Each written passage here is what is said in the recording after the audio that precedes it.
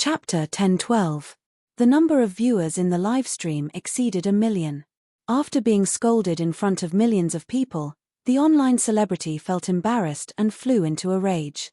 "I bought a first-class ticket. Why can't I do a live stream here?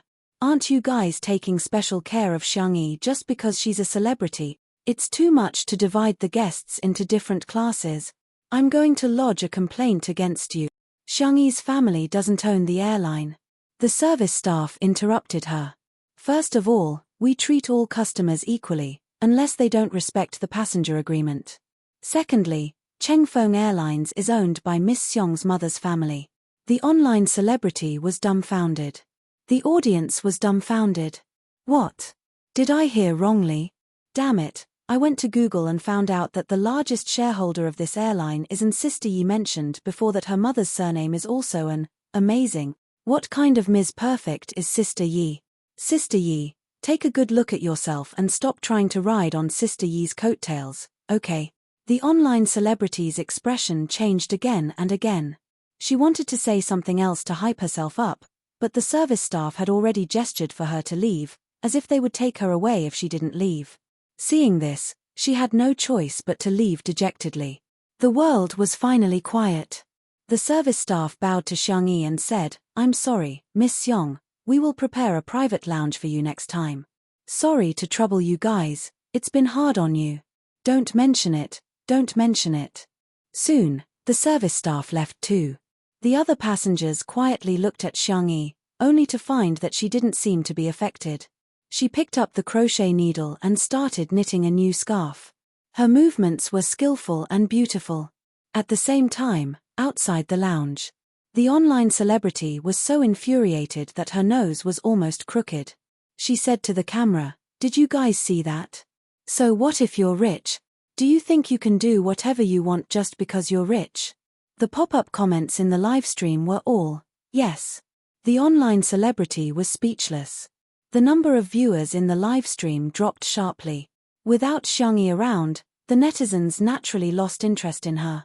The internet celebrity quickly changed his train of thought to whet everyone's appetite. Isn't everyone curious about who Xiangyi is here to pick up? The scarf she knitted just now was pink. Do you think Shi Yingdi will use a pink scarf? Out of curiosity, many of the audience stayed behind to see what she was going to say. When the internet celebrity saw that the number of viewers had stabilized, he lowered his thick false eyelashes and rolled his eyes. Who knows? Maybe she's here to pick up a little fresh meat. For example, Jiang Chen, Yang Nai, Rong Huai, and so on. It's reasonable for young boys to use pink. Before he could finish speaking, a capable and venomous female voice rose behind him. "Miss, may I ask if you don't have a father or mother?" The internet celebrity turned her head abruptly, and the phone screen turned along with it. The audience saw a woman who was about 170 centimeters tall. She was wearing a camel-colored long windbreaker and a pair of black boots. She wore a pair of brown sunglasses on her palm-sized face. Her entire demeanor was elegant and outstanding. "What are you talking about? If I don't have a father or a mother, doesn't that mean I'm an orphan?" The woman took off half of her sunglasses. Her skin was delicate and fair, and her red lips were slightly curved. She spoke very quickly. "Oh, so you can understand human language? I thought you were some kind of special primate that hadn't fully developed yet." Chapter 10-13. The internet celebrity was dumbfounded. She finally came back to her senses and wanted to fight back, but under the suppression of the other party's powerful aura, she could only say weakly, how can you speak like that?" Her gaze landed on her phone. She made a small calculation and immediately complained to the audience, feeling aggrieved. "My dear babies, look, this person is so uncultured. How can she say that about me?" Unexpectedly, there was a sudden change in the style of the comments. Pretty sister's looks are killing me. What kind of domineering sister is this? I love her. Pretty sister is too domineering. Please debut on the spot." The internet celebrity had mixed feelings. Is this the legendary world where looks matter? Xiong Wan sneered. "I really envy your face. It's so well maintained. Even a fly would sprain its ankle if it walked on your face, right?" The internet celebrity was speechless. Lady, I don't know what I've done to offend you, but you're attacking me personally. If you insult me again, I'm going to hire a lawyer to sue you. Insult you? Are you worthy? Seong Wn sized her up from head to toe. You're bullying our little tutu because she's beautiful and soft-hearted. I'd like to know which law says that an aunt can't stand up for our little tutu. Aunt? This woman is actually Seong Yi's aunt. The internet celebrity was horrified. She was like a naughty child who had bullied someone else's child, and the other party's parents came to support her aggressively. She was just a coward. I just like her and want her to do a live stream with me, like. Our little tutu doesn't need your cheap and ridiculous liking at all. Live stream? If our little tutu wants to do a live stream, she can do it. If she doesn't, don't even think about forcing her. Forget it, it's not easy for you either. God has sprinkled wisdom all over the world, but he has given you an umbrella. TSK, Seong Wn rolled her eyes at her and walked towards the lounge elegantly in her high heels. She was so aggressive that the internet celebrity was almost doubting her life. The audience cheered, "Auntie, well done." Someone edited the video, and it soon went viral on the internet and was widely circulated. Some netizens felt that Seong Wn was being too aggressive and unbecoming of a lady from a respectable family. The spicy tutu girls, on the other hand, thought that they were really lucky to have an aunt like Seong Wn who would stand by them unconditionally and protect them. Who doesn't want to be favored? Especially when he was favored by his family.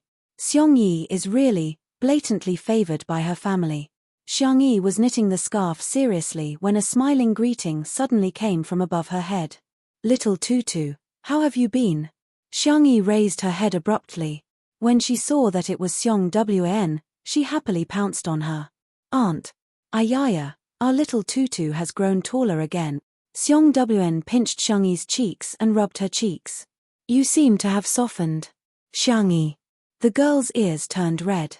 "Auntie, there are so many people here," Seong Wn sneered. "I'll gouge out the eyeballs of anyone who dares to look." The crowd, who didn't dare to look in her direction because of her aura, trembled. The next second, Seong Wn lowered her voice and asked quietly, "Can I do it when there's no one around?" Xiang Yi was speechless for a moment and sighed softly. "Auntie, you're still the same as before." She used LSP the moment she spoke. Chapter 10:14. The two chatted casually for a while. Xiang Yi looked down at the time and said, "My boyfriend's flight has arrived. Auntie, wait here for a while. I'll pick him up and help him with his luggage." "Wait, you're helping him with his luggage? Does he not have hands or legs?" Seong Wn said angrily. Xiang Yi said innocently, "He's very delicate. I'm afraid he'll be tired." What kind of boyfriend did little tutu find? Seong Wn, who had lived abroad for a long time, did not know much about the domestic entertainment industry. Her impression of Shi Sui was also stuck at the time when he was a teenager. She pondered for a moment and said, "If that's the case, I'll go with you." "Huh? No, I can do it, Auntie." "You can't." "I can do it. I don't want you to think." "I want me to think." Under Seongwan's insistence, Xiang Yi had to agree. The two walked through the VIP passage and saw Shi Sui at the end. The man had just gotten off the plane and was wearing a clean and warm white turtleneck sweater. He took out his phone from his trouser pocket, turned off the airplane mode, and sent a message to Xiang Yi immediately. Xiang Yi waved at him and said, Here. Shi Sui turned his head. After seeing Xiang Yi, the slightly sharp and cold aura around him disappeared. Like a frozen lake welcoming spring, his eyebrows and eyes were full of smiles. Xiang Yi stepped forward and said, "I'll help you with your luggage." Shi Sui chuckled and said, "Okay, then let's exchange." Seong Wan, who was not far away, pursed her lips and was a little disgusted. However, when Xiang Yi took Shi Sui's boarding box, she found that the man's box was too light. On the contrary, her pile of wool was heavier. "Why do you have so few things?" "I can't help it. I want to go home." While talking, the two walked to Seong Wan. Shi Sui called out gently, "Auntie." Seong Wan flipped her long hair and said, "Please don't. You haven't married into our family, so it's not appropriate for you to call me auntie. Call me Madam Seong." "Auntie." Xiang Yi protested softly. Shui chuckled and said, Miss Xiong. It's only 10 years. Xiong Wn put on a fake smile. I remember what you said at that time. I won't be tempted by any girl in this world. What does this mean? Xiong Wn knew that he was just being impulsive, but she still felt unhappy. Little Tutu is so cute, there is no pig in this world that is worthy of her. Shui couldn't help laughing. Tutu is different. Tutu is a little fairy. Glib tongue. Shui didn't defend himself. He walked through the VIP passage to the parking lot and opened the car door for the two ladies. After getting into the car, he took the initiative to pick up Xiang Yi's crochet needle and started knitting. He was actually knitting better and faster than Xiang Yi. Xiong Wn thought, I think I can do it too. She tried, but she couldn't even lift the needle, so she gave up on the spot. This is not something that can be done by humans at all. At the side, Shui's fingers flew nimbly and cleverly. Xiong Wn said with a sharp tongue, You're inhuman. If it were anyone else, they would probably mind and get angry, but Shui said gently, This is just a small trick. It's just a small trick. Ms. Xiong, you're the one who's at the peak of jewelry design. I like your designs the most. Xiong Wn interrupted him. I know, you're going to talk about the Drunken Red Makeup series, right? That was Xiong Wan's famous work, and it was also the most well-known set of jewelry designs. Shui said gently, I like the Drunken Red Makeup series too, but I still like You're Such a Country the most. Xiong Wn coughed softly.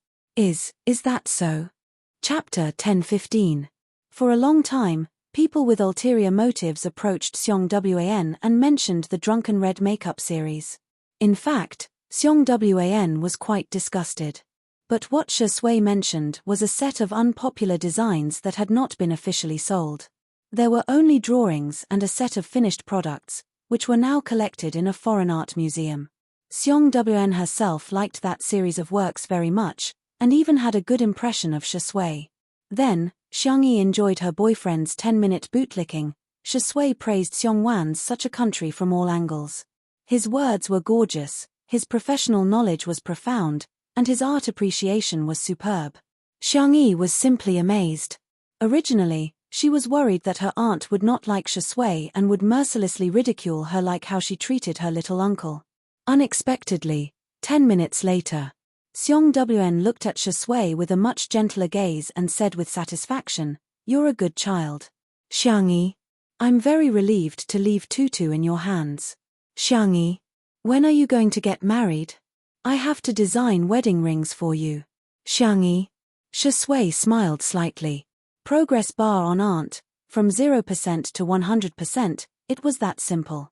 Along the way, Xiang Yi thought that her aunt had changed, but when they returned to the old mansion, her little uncle and aunt bumped into each other. Xiong Feng instinctively trembled and took 2 steps back. His 3 souls were all out of his body as he looked around to see if there was a taller tree.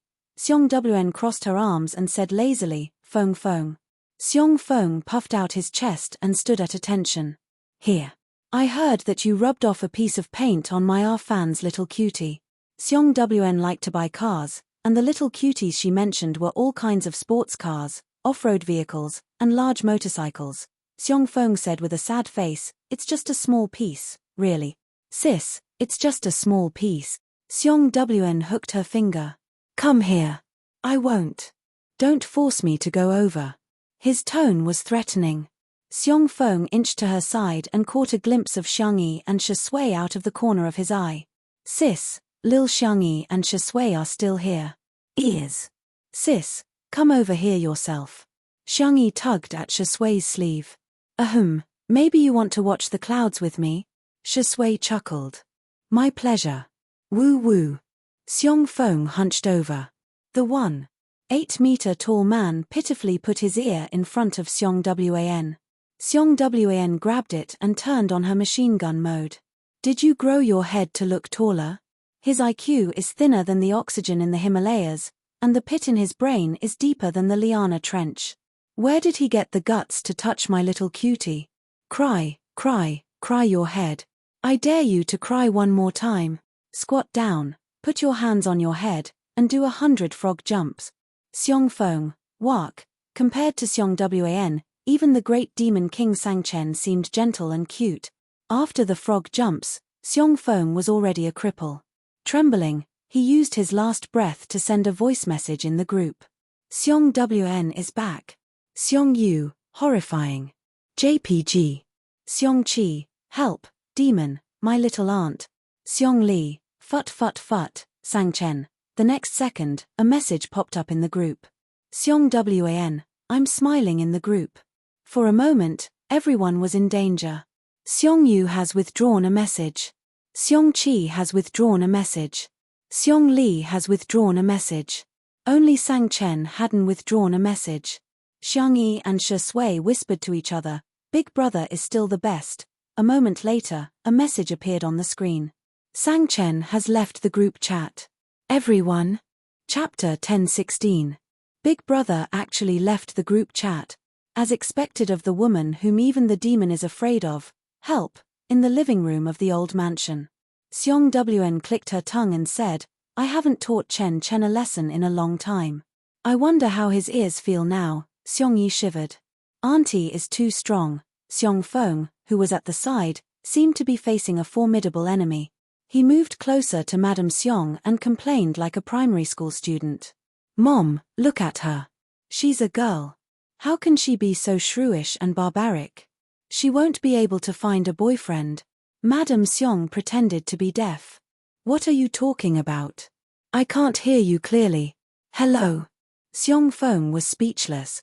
Mother, your acting is so clumsy, she sneered. I'm shrewish. Barbaric. Xiong Feng shivered. No, sister, you're clearly the most gentle, beautiful, and adorable woman in the world. It could be said that he had a strong desire to survive. Xiong Wn flexed her wrist and said, Come here. Xiong Feng felt a dull pain in his ears again and tried his best to hide behind Madame Xiong. Madame Xiong wanted to say something but hesitated. Don't come over, I'm scared too. When Xiong Wn started to ridicule her own mother, she was also very sharp. Mom, you're spoiling him too much. He's already in his 30s, but he doesn't behave properly every day. He secretly orders junk food deliveries behind your backs. Not only does he eat it himself, he even brought Tutu to eat junk food. What kind of behavior is that? He's instigating a crime. Madame Xiong's gaze turned cold and she looked at Xiong Feng. Go over. Xiong Feng was speechless. Mom, you don't love me anymore. Xiong Feng's wails echoed in the living room.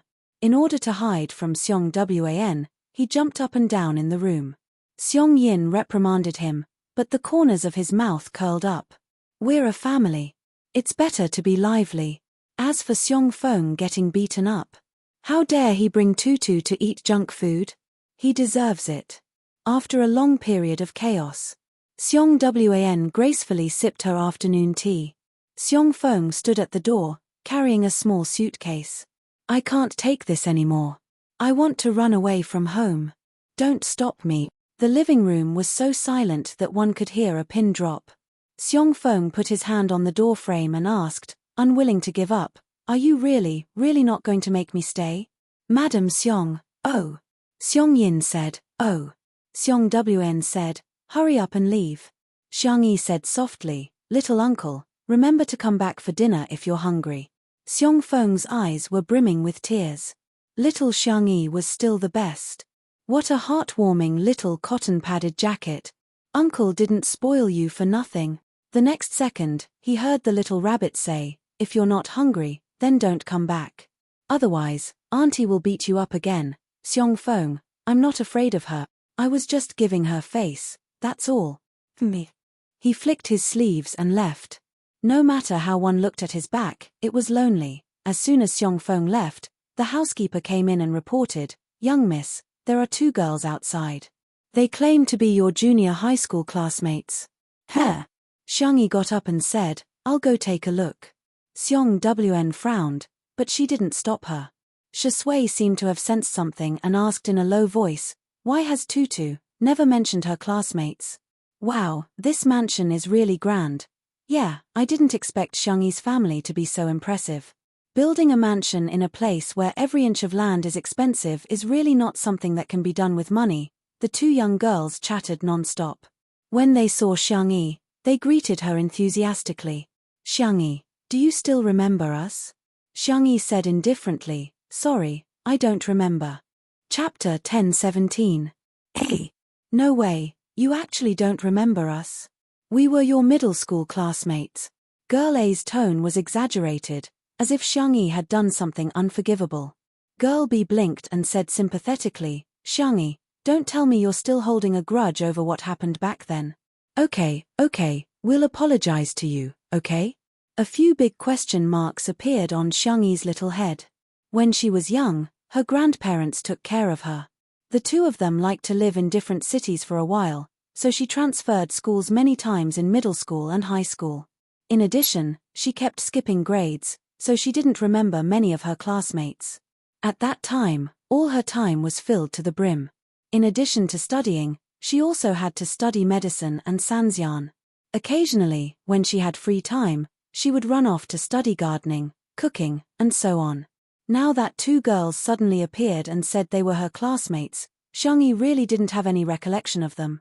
Girl A said unhappily, "Xiangyi, you're too petty. Didn't we just bully you back then? Why are you still holding a grudge?"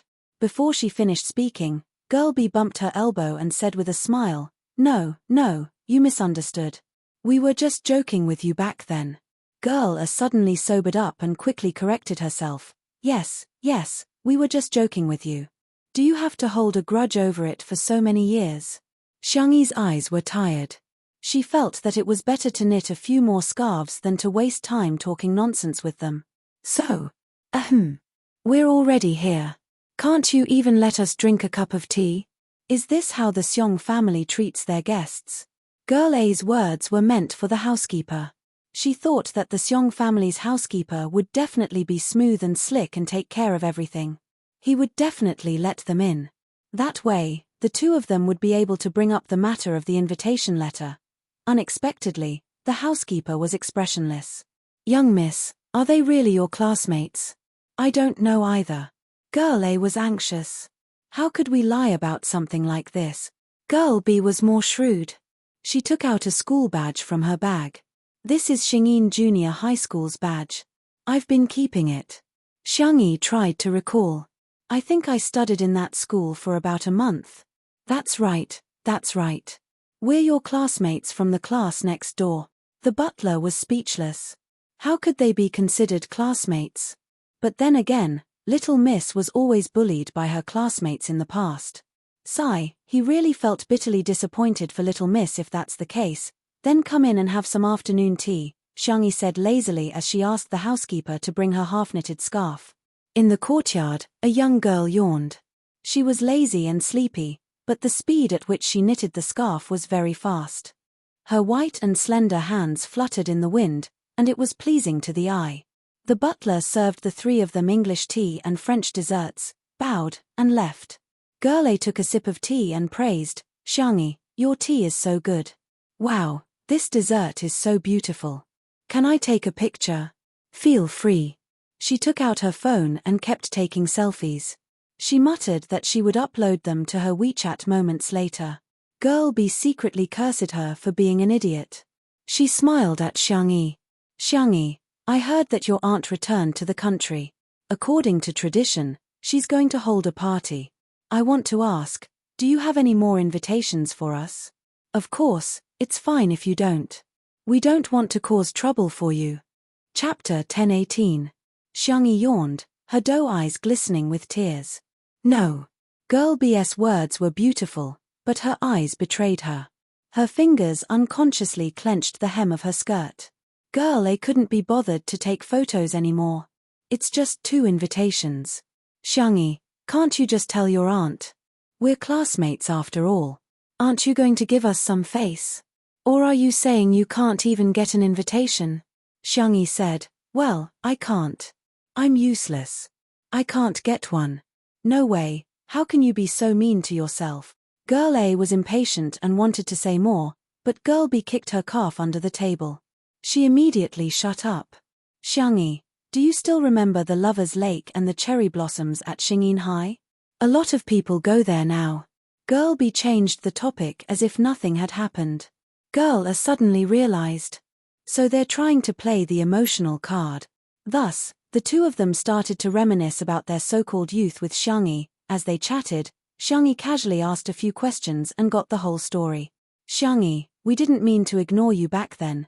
Yeah, we didn't mean to lock you in the bathroom. Besides, didn't you kick the door open yourself? We didn't mean to report you either. You received too many love letters and gifts, so you were targeted by the dean. Xiangyi fell into deep thought. Back then, was she bullied in school? In the living room? That's pretty much it. Tutu used to be bullied in school. Fortunately, she was slow and never thought that others were bullying her. Xiong Wn blamed herself when she talked about the past. Xiangyi changed schools many times, but she never had any lingering feelings. At first, the Xiong family didn't think much of it, but later on, they found it strange. It seemed like she never had any friends. It wasn't until one time when Xiong Wn secretly went to the school to see Bunny that she realized what Xiangyi had gone through. On the surface, Xiangyi was a popular figure in the school and was very popular.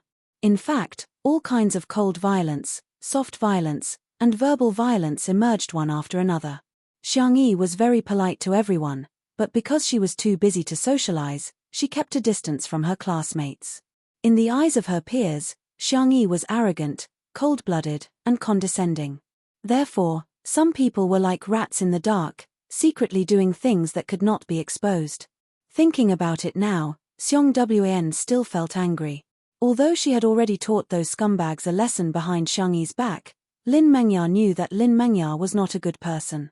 Shi Sui pushed his glasses up with his fingers, the lenses reflecting coldness. He slowly stood up and walked towards the courtyard. Xiong Wn thought about it and walked out with him. The two of them stood on the steps and heard the conversation of the three girls in the courtyard. Xiangyi, we were just joking back then. Now that I think about it, isn't it funny?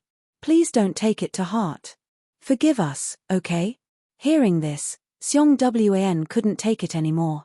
She rushed forward in her slippers, and her flats gave off a swift and decisive aura.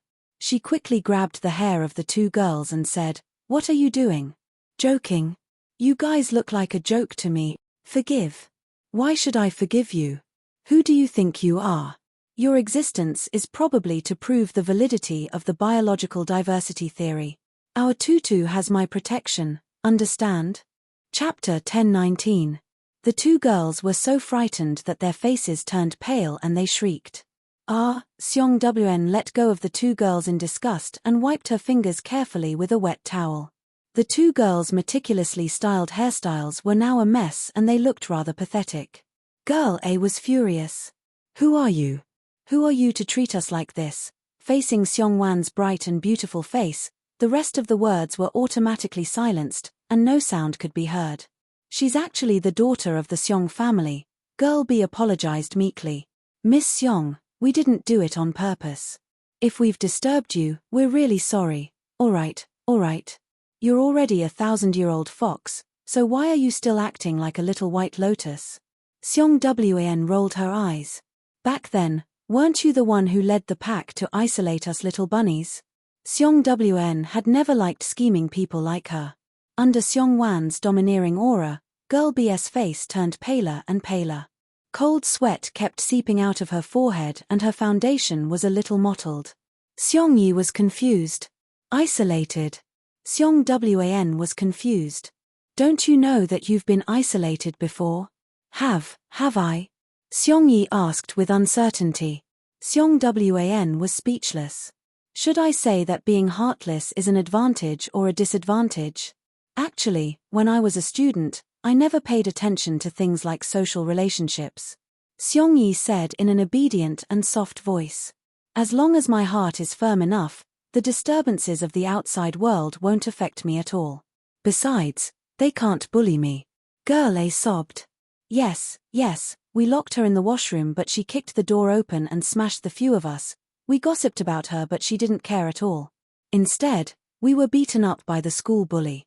By the way, she even has a fan club. We were scolded for a long time.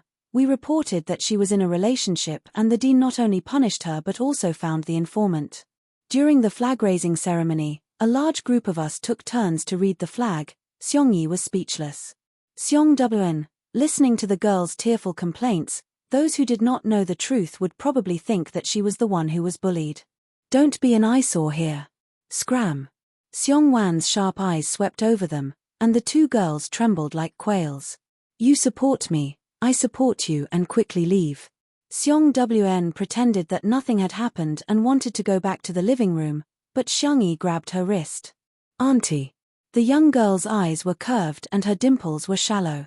Didn't you say before that you didn't care about me at all? Then how did you know that I was bullied? Seong Wan said stubbornly, I don't care now.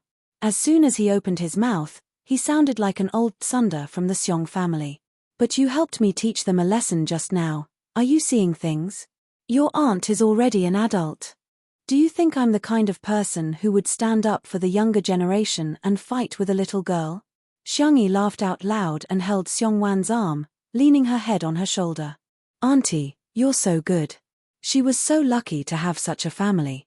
On the surface, they supported her, but in the dark, they protected her so that she could grow up without any worries. Although she had lost her parents' love, she had received a lot of love. She inadvertently looked up and met Shui's gentle and clear eyes. The young girl's smile deepened. There was now one more person who loved her in this world. Dad, Mom, you can rest assured. Chapter 1020. A few days later. One of the directors managed to contact Seongyi through director Yang and Lee Jianyu's connections. A livestream party? Yes, the netizens are now very interested in the lifestyle of the wealthy. Of course, we also learned that the invited socialites also want to use this opportunity to increase their influence. The director rambled on. Seongyi went to ask for her aunt's opinion. Seong Wan was quite open-minded and had always liked new things. Hence, the livestream was quickly finalized. When the invited socialites found out that the party was going to be livestreamed, they put in even more effort to prepare for it. There were already several who fought over Seong Chi's handmade haute couture dresses. On the day of the party, Seong Yin and Madame Seong preferred tranquility, but they would always accede to their daughter's requests. The two of them went on a day trip accompanied by their future grandson-in-law, Shui, and vacated the old mansion to host a party for Seong Wan. The decoration style was simple and refreshing, with floral patterns, lace, bows, and other girly elements as embellishments. At 10 o'clock in the morning, the livestream began. Countless curious netizens swarmed in, wanting to see what the gathering of the top socialites was like. The director was well aware of the public's psychology. Several cameras were filming the details of the banquet from different angles. The comments section was full of exclamations from the netizens. Damn, they're actually using real flowers. I've seen this flower in a florist before. It's a cream-colored lily of the valley imported from France.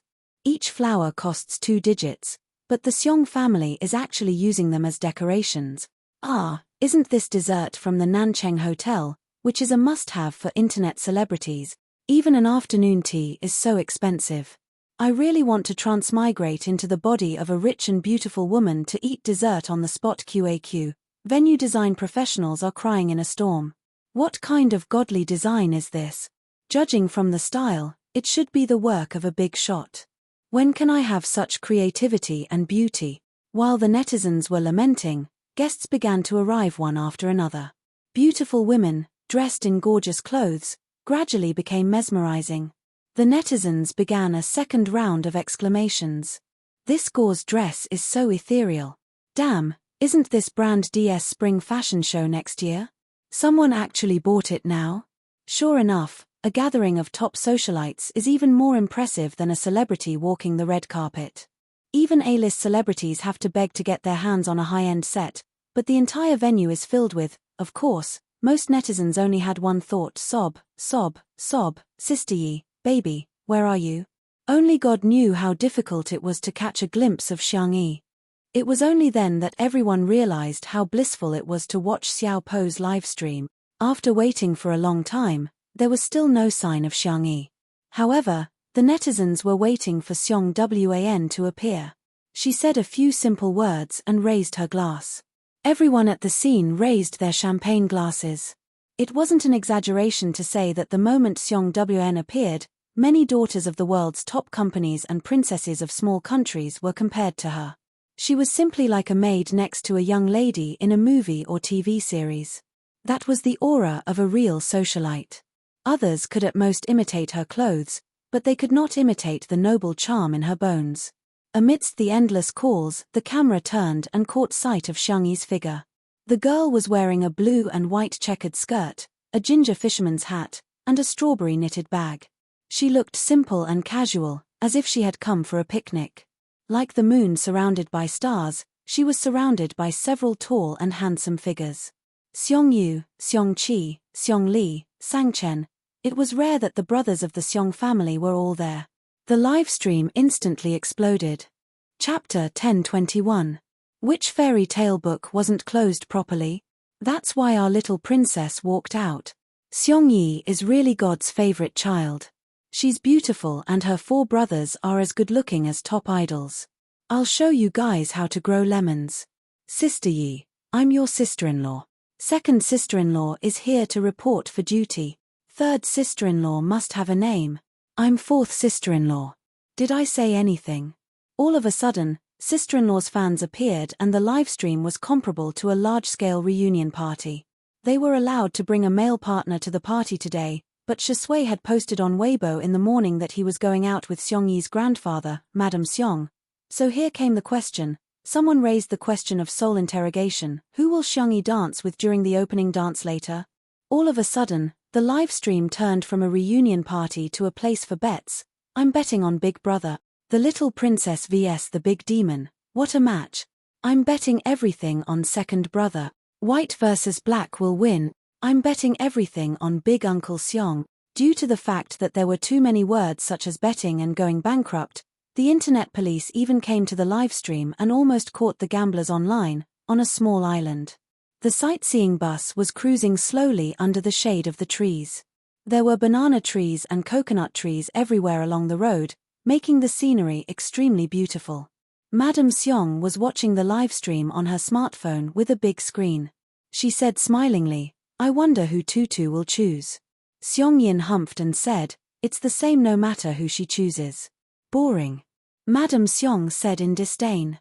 She looked at Shui and said, Sui, it's been hard on you to accompany us on this trip. Shui was wearing a clean white cotton linen shirt and looked like a fledgling college student. He said with a faint smile, Grandma, it's my duty to accompany you guys. Aren't you curious who Seongyi will dance with? I bet. Shui whispered a name. Seong Yin pricked up his ears but didn't hear it clearly. He asked anxiously, who is it? Madam Seong said in displeasure, don't you think everyone is the same? Shui said at the right time, Grandpa, Grandma, why don't we make a bet? The loser will treat the winner to coconut. Seong Yin didn't care about coconut, but when he heard about the bet, he immediately got excited. I'll bet on boss. With Sungchen's the demon, the others will cower. Old Mrs. Seong said, I'll bet on Second Brother then. Seong S is Seongyi's S name Seong T have Seongyi Seong S name Seong T name Seong, at the party. Seongyi Seong TSS Seong to Seong as well. To dance should be the Seong. Although each invited socialite had brought a male partner, the opening dance was free to form a team, which added to the uncertainty. It made people look forward to it, but also made them feel uneasy. Hence, it became even more exciting. Seong Wan was in charge of the opening dance, and as in previous years, she danced with Seong Fong. Seong Fong grimaced in pain, but he didn't dare to make a sound. He could only whisper aggrievedly, Sis, so many years have passed, but your dancing skills are still as good as ever. Seongyi gave him a meaningful look. Seong Fong shuddered and said, You're still the same. You're getting better and better. Be good, I won't pull your ear today. Seong Fong was extremely touched. Sister, you're an angel. Chapter 1022. The camera captured this scene and broadcasted it live. The netizens couldn't help laughing. Seong Corporation's Fong, do you still remember that you're a domineering CEO? You even had your ears pinched by your sister. Shame on you. On the other side, the four brothers of the Seong family were fighting over Bunny to dance. I'll go first. Why should you go first?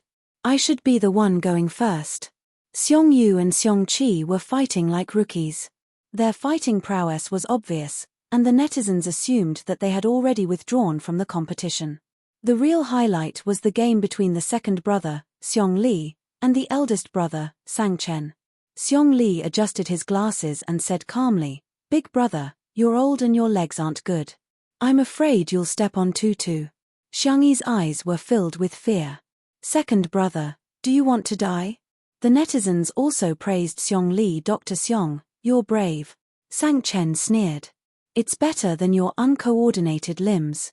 Seong Lee, "Big brother, you hurt my heart." Seong Lee's genius brain worked quickly and chose a roundabout strategy. He looked at Xiangyi. "Tutu, who do you want to dance with first?" Xiangyi swallowed. "I think it's okay if we don't dance. I'm not that good at dancing." She wasn't being modest, but she really wasn't that good at dancing. "You have to choose." Then. Xiangyi's eyes went back and forth between the two brothers, and finally landed on Seong Lee too. She wasn't afraid of stepping on second brother, but if she stepped on big brother's foot? Xiangyi didn't dare to imagine. Sang Chen said calmly, "You can choose the person you like the most." Xiangyi. She swallowed the words second brother that were at the tip of her tongue. Seong Lee said helplessly, "Big brother, you're being immoral." Sang Chen sneered. "I don't need to be moral with you guys." Xiangyi, who was sandwiched in the middle, weak, helpless, and pitiful. Having too many older brothers was sometimes a problem. Suddenly, a beautiful figure entered Xiangyi's eyes. The girl's eyes lit up. "I choose her." Seong Lee? Sang Chen was confused. Everyone looked in the direction she was pointing. Song Chochio was holding a plate of desserts. As if realizing that something was wrong, she turned her neck and met 4 murderous gazes. "Oh ho!" Song Chochio was startled. Xiangyi had already run in front of her. The girl's slender arm drew a semicircle in the air, the standard posture of a man inviting a woman to dance. "Sister Song, may I invite you to dance?" Song Chocho's voice was sweet as she teased, "Are you using me as a shield?" Xiangyi revealed an awkward but polite smile. "Who asked me to like our tutu?" Song Chocho gracefully hugged Xiangyi and gave her a sweet wink. "Let's make it clear, I'll do the male step, and you'll do the female step." Xiangyi's ears turned slightly red. The live stream viewers. Brothers and sisters, the new cult couple has appeared. As a result, the crowd watched as the two beautiful girls hugged each other and joined the crowd for the opening dance. Without a filter, the scene still looked like pink bubbles. The cameraman specially gave the Seong brothers a close-up. The depressed expressions on their faces were so realistic. However, Song Chochio was their future little aunt. They could ignore their little uncle, but they still had to respect their little aunt. "Ha ha ha, our tutu is so clever." Madam Seong clapped and laughed. "Old man, hurry up and buy coconuts for Sway Sway." Chapter 10:23. Seong Yin looked like an old man on the subway who was staring at his cell phone. How did this happen? He couldn't figure out why the two girls could dance with their arms around each other and why there were so many people cheering in the comments section. "Old man, you have to admit defeat." Seong Yin pursed his lips and reluctantly paid for the drinks. Shi Sui inserted the straws one by one and handed them to Seong Yin and Madam Seong before picking up her coconut. "Thank you, Grandpa." Seong Yin drank a few mouthfuls of coconut juice and said earnestly, "Sway Sway." The way he addressed her made Shi Sui's hands tremble slightly and she almost dropped the coconut. The waves in the distance were rolling, just like Shi Sui's mood at this moment. "Grandpa, huh? You'd better pay more attention in the future. We can't let other men abduct Seong Yi. Similarly, we can't let other women abduct her either." Shi Sui couldn't help but burst into laughter. The feeling of being acknowledged and cared for seems to be pretty good. The dance was over. Song Chochio held Xiangyi's waist with one hand and gently pinched Xiangyi's little face with the other.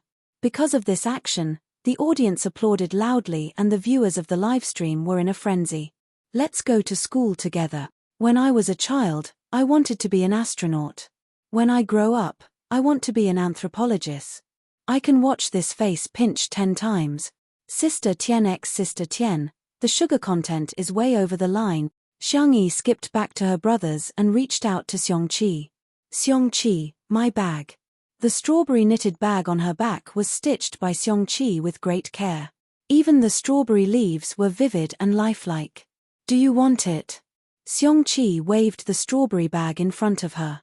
Praise me with at least 200 words. Xiangyi was amused. Xiongyin, you're so childish. However, she still cooperated and began to suck up to him. Xiongyin, you're a stunning beauty and an immortal designer. You have a unique sense of aesthetics. Xiongqi beamed with joy and helped her carry her bag. Oh right, big brother, my phone. Xiangyi looked at her fourth brother, Xiongyu. Before the dance, she had given her bag to third brother and her phone to fourth brother. Xiongyu followed suit. 300 words. The girl hesitated for a few seconds before deciding to praise him. Big brother, you're the light of esports, the #1 sniper in the country. The way Big Brother fights, your every move is like a pictorial. After much difficulty, she finally managed to scrape together 300 words. Exhausted, the young lady finally took back her phone. She felt her mouth go dry, and suddenly there was a glass of lemon soda in front of her. Second brother is so gentle and considerate. Xiangyi raised her hand to take it, but Xiongli raised his cup and smiled like a spring breeze. It's my turn. Xiangyi, this. Xiongli lowered his eyelids. Is it because I'm not worthy?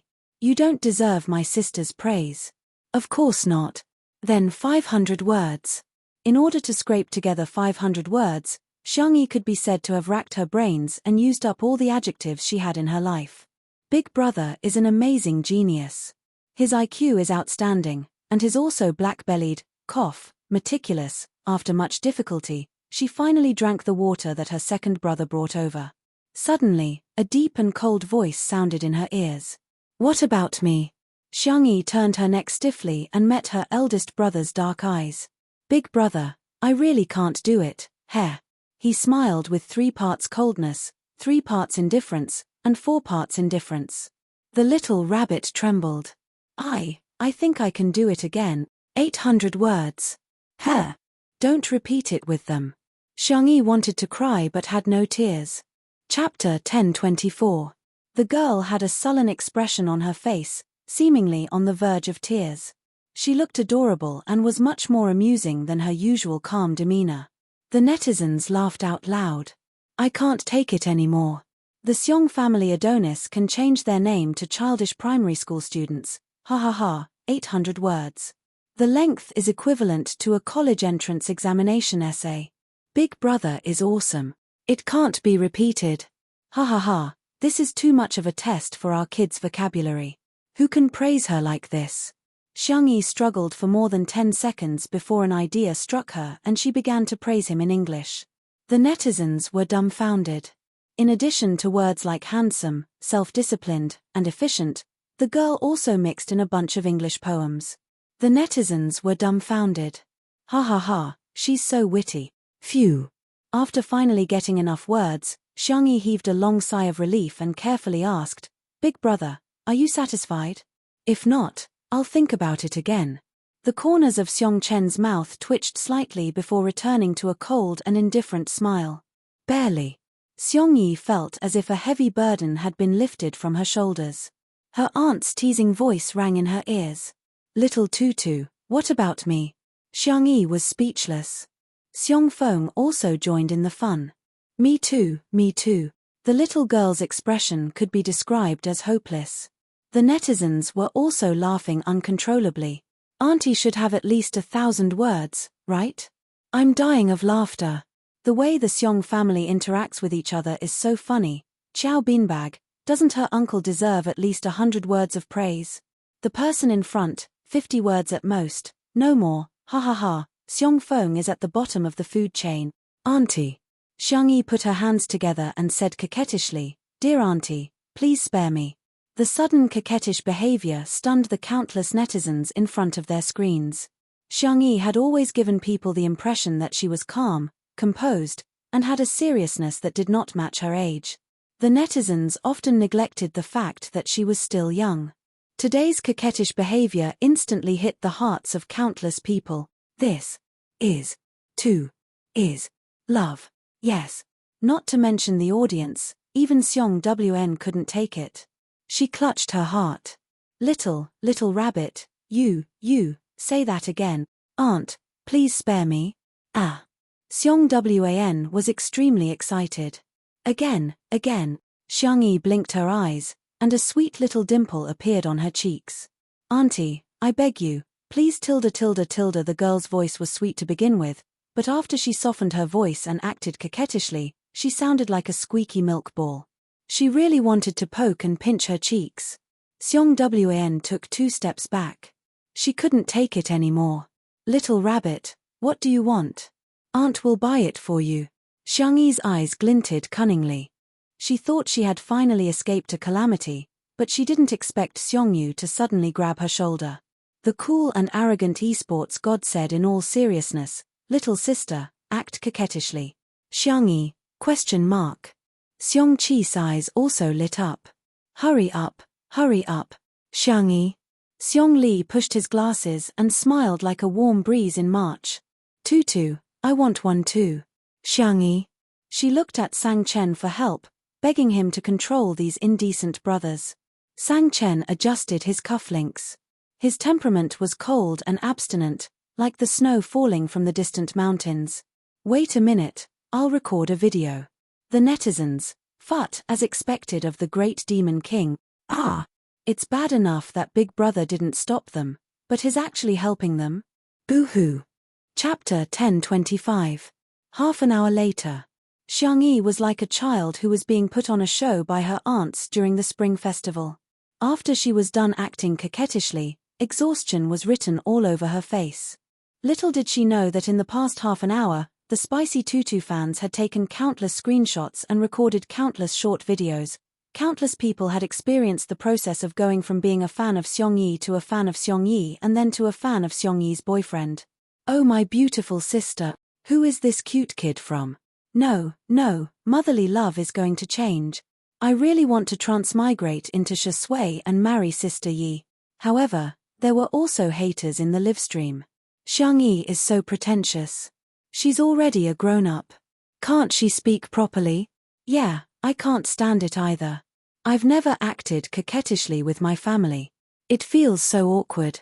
To be honest, if she speaks like that in my house, my father will beat her up. Girls should be more dignified and magnanimous.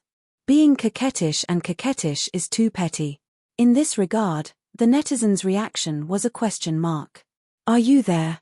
Do you know that the Qing dynasty is long gone? What's wrong with her? She's not acting coquettishly with you guys. She's acting coquettishly with her family, okay? Sorry, my mother said that she doesn't like girls who act coquettishly, but I just showed her the video of Sister Yi acting coquettishly. My mother has already followed Sister Yi's Weibo account and she even asked me what it means to hit the charts. The two groups of people started arguing.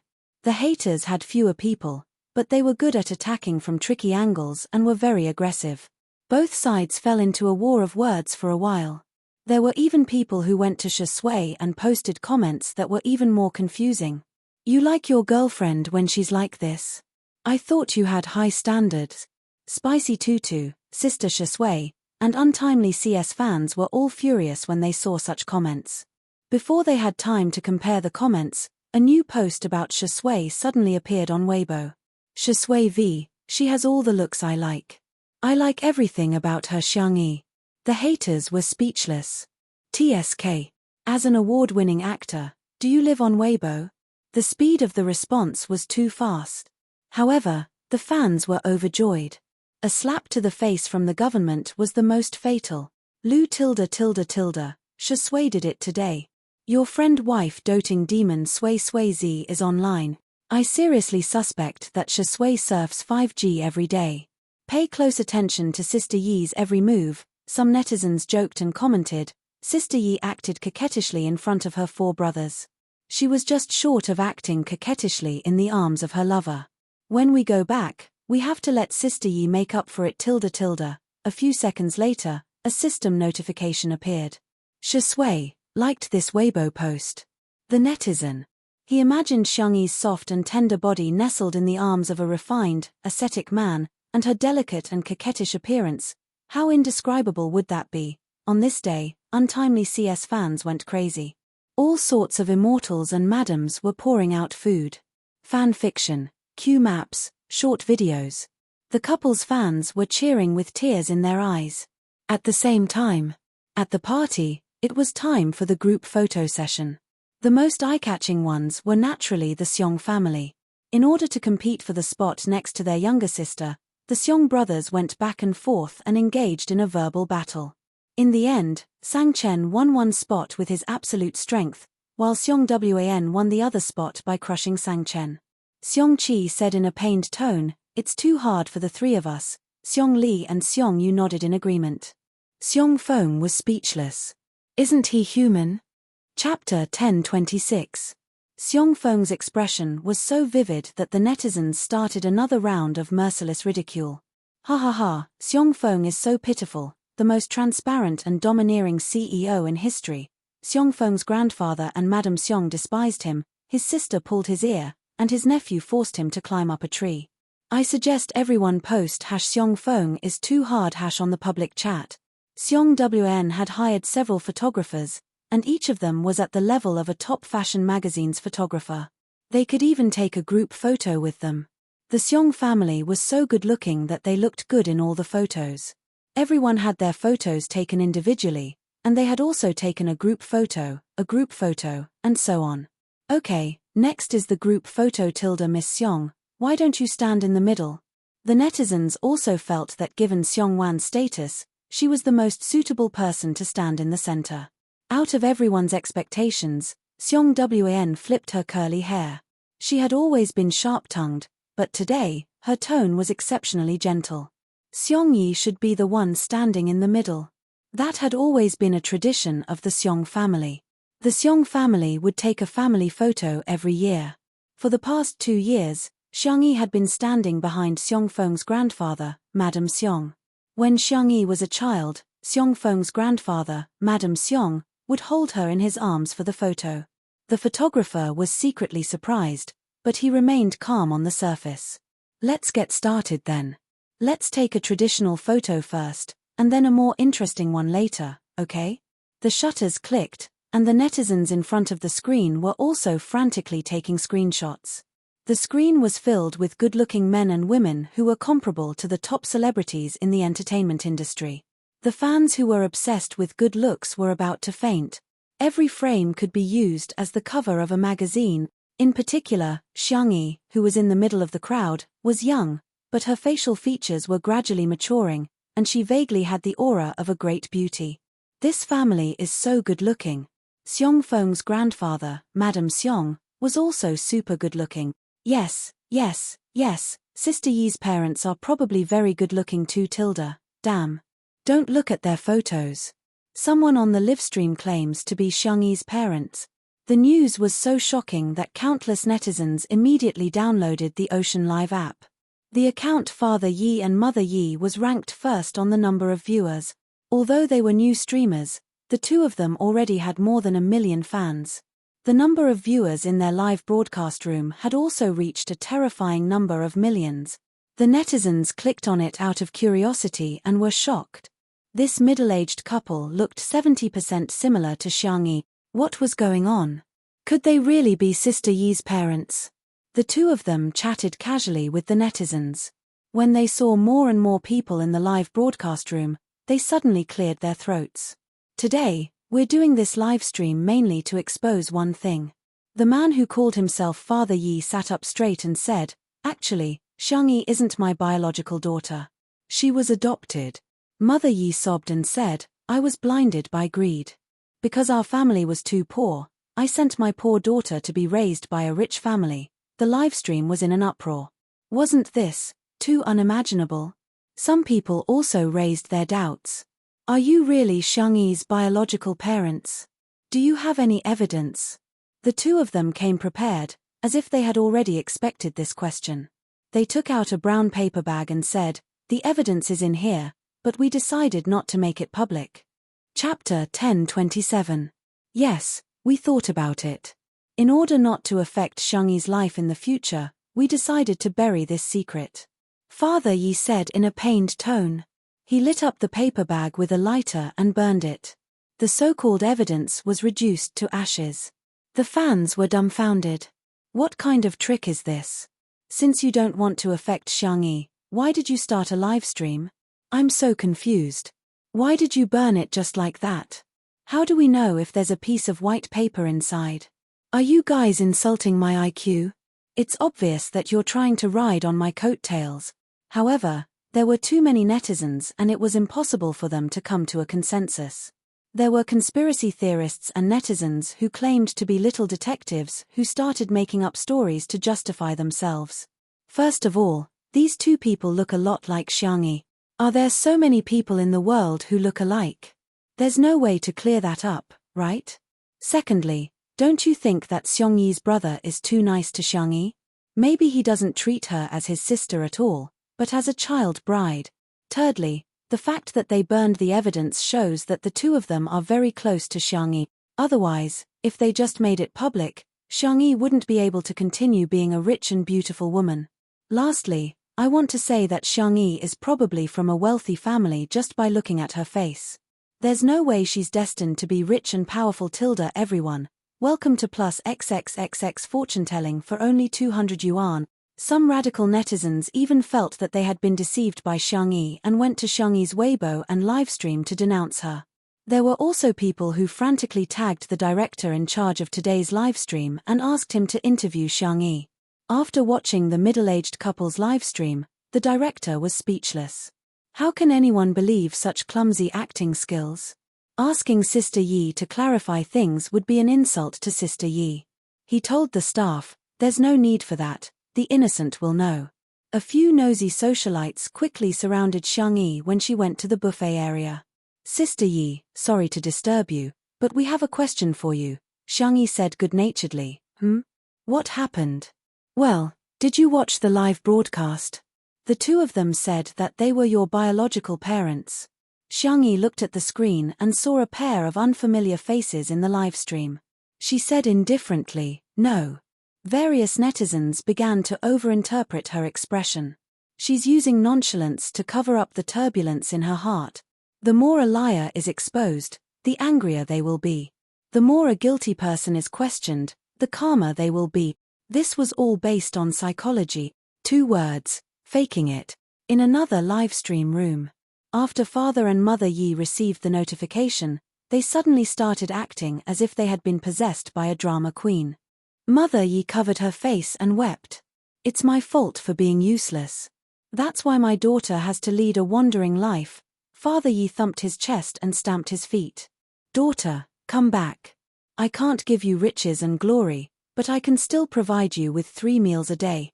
Are you coveting the Xiong family's gold, silver, and jewels and looking down on your own parents?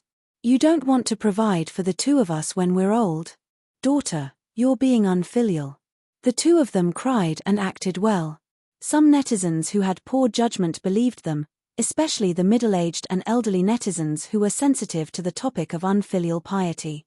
They were so affected that their eyes turned red. In the buffet area, Xiong Feng, who was stuffing macarons into his mouth, turned around and cursed, "What the hell? How dare you slander our little bunny? You're trying to kill her." Xiangyi, who didn't take it seriously at all, was distracted by the menu for dinner.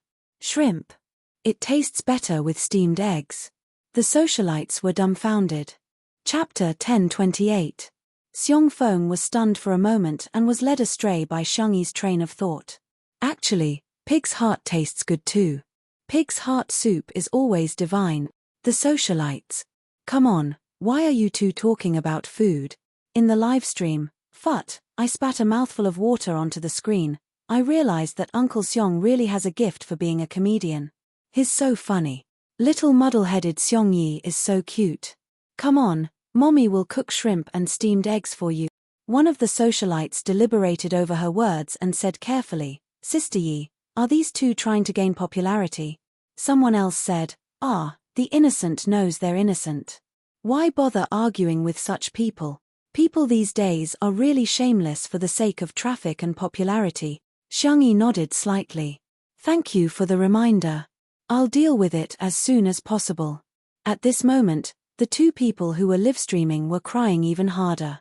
Mother Yi said, "Oh God, how did I give birth to such a heartless daughter? You've enjoyed all the glory, wealth, success, and fame, but you don't even acknowledge your biological parents." Father Yi patted her on the shoulder. It's okay, we'll just pretend that we never had this daughter. The rational netizens felt that there were many loopholes and suggested that the two of them produce evidence. Their eyes flickered, revealing a trace of guilt. They weren't Xiangyi's biological parents. They were just two extras hired by the marketing department of Dahai Livestream.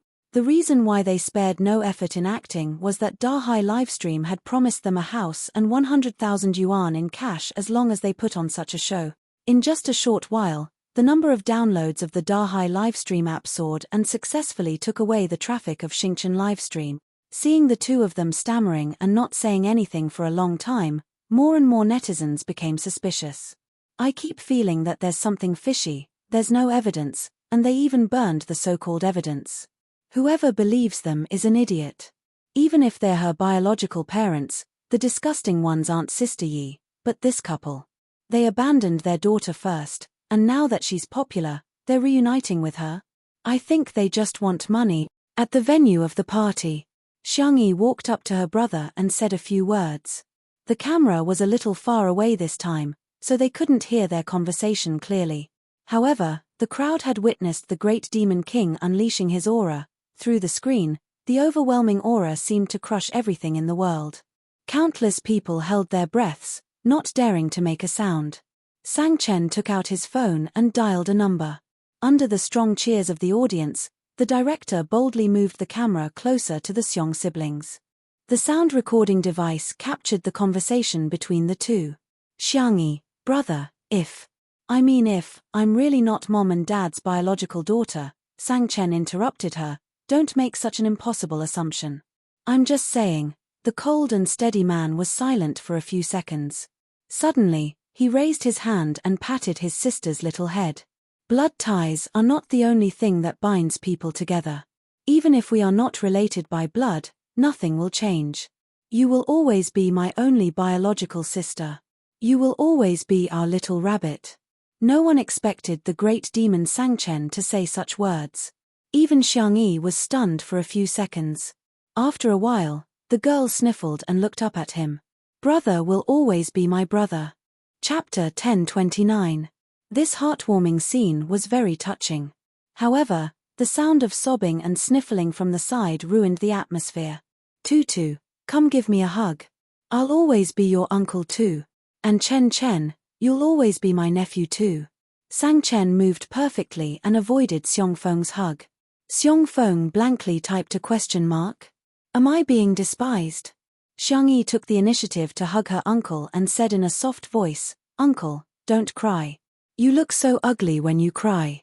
Sister Song will. Xiongyi paused and hesitated to speak. Xiong Feng was so touched that he cried, Tutu is still the best. You must be worried that Song will feel sorry for me. She's really my sweetheart. No. I'm just afraid that Sister Song will laugh too loudly when she sees you crying. Xiong Feng was speechless. Thinking of how he was trapped in a tree when he was a child and Song Qiuqiu laughed hysterically with his hands on his waist, Xiong Feng felt terrible. Xiong Feng, storm cry. After comparing the two live streams, most netizens came to their senses. At first glance, it was just a farce. However, there were also a small number of stubborn netizens who believed the words of Father Yi and Mother Yi. As public figures, shouldn't filial piety be the top priority? Giving birth to a child is better than giving birth to a child. Parents giving their child life is the greatest kindness. The child must repay the kindness. I don't believe there are parents in this world who don't love their children. On the contrary, children don't know how to repay their parent. Be filial to your parents. Especially Xiangyi, she's a negative example. On the internet, information often spread quickly. Many people had forgotten that what they could see was often what others wanted them to see. He didn't even know that he was being used as a tool. On the live stream, Father Yi and Mother Yi acted for a while, repeating the same lines over and over again. The netizens began to get tired of the aesthetic. Are there any more new melons? No more. The marketing department of Ocean Livestream was already prepared. They made a gesture, and the middle-aged woman who played Mother Yi understood. She wiped away her tears and said in a tone of despair, actually, I have chronic kidney failure, also known as uremia. I need a kidney transplant. The doctor said that the compatibility between family members is the highest, but I've looked around and found no suitable one. Now, my only hope is my daughter. This melodramatic plot immediately attracted the attention of many people. Her biological mother needed a kidney transplant. As her biological daughter, shouldn't she donate a kidney? This instantly became the topic of debate among the netizens in the live stream. Mother Yi was secretly overjoyed. According to the script, the live stream was about to end at this point. Soon, she and her husband would be able to receive the reward for the live broadcast in the ocean. The next second, in the live broadcast room, a few lines of yellow text suddenly appeared. That was the special effect when gifting gifts, but it was used as a notification. Our company has accepted Madame Xiangyi's request and will file a lawsuit against the relevant personnel who slandered Madame Xiangyi. According to our country's laws, those who slander others and the circumstances are serious will be sentenced to imprisonment of not more than 3 years, criminal detention, public surveillance, or deprivation of political rights. Above. When Father Yi and Mother Yi saw this message, they were dumbfounded. Why are you suing us? Father Yi couldn't sit still anymore. He stood up abruptly and said, the contract didn't say anything about this. The staff wanted to stop them, but it was too late. Mother Yi immediately threw a tantrum. Then we're not acting anymore. Is there anyone like you? There's no justice in this. Chapter 1030. Whoosh, the staff of Ocean Livestream hurriedly cut off the livestream. The livestream went dark, but the netizens' comments exploded. Acting. Contract. Who did they sign the contract with? Is it Ocean Livestream? Hey, I originally thought this drama was boring, but now I'm not sleepy anymore. A senior executive of Ocean Livestream called and yelled, who turned off the livestream? I'm asking who turned off the livestream. What's the difference between this and a guilty conscience? The staff member said weakly, then we're thieves. The senior executive was speechless. Hurry up and get out of here. Ocean Livestream's original plan was to hire the 2 extras to act, and after attracting popularity and downloads, they would get rid of them, claiming that everything was directed by the 2 of them and had nothing to do with Ocean Livestream. As for the house and money that they had promised, of course, they couldn't fulfill that promise. However, they never expected that the lawyer would come directly to the livestream to inform them of the news. What was even more unexpected was that the 2 actors had betrayed them. Ocean Livestream fell into chaos, and the major departments hurriedly held meetings to discuss how to deal with public relations. Unfortunately, their public relations were far slower than the speed of the netizens' gossiping. At this moment, public opinion actually backfired. I'm laughing my head off. This should be the funniest scene in the industry. Ocean Livestream, don't show your face. It's already been uninstalled. There are thousands of livestream apps. If one doesn't work, let's switch to a smile. I'm so angry.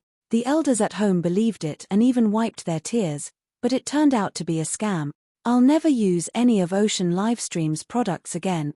The netizens' anger towards the 2 scammers and Ocean Livestream all turned into pity and love for Xiangyi. Everyone flocked to the livestream of the party. Some sent gifts, some left messages to comfort her, and most silently supported her with their actions. Those who didn't have the Xingchen livestream app went to download one.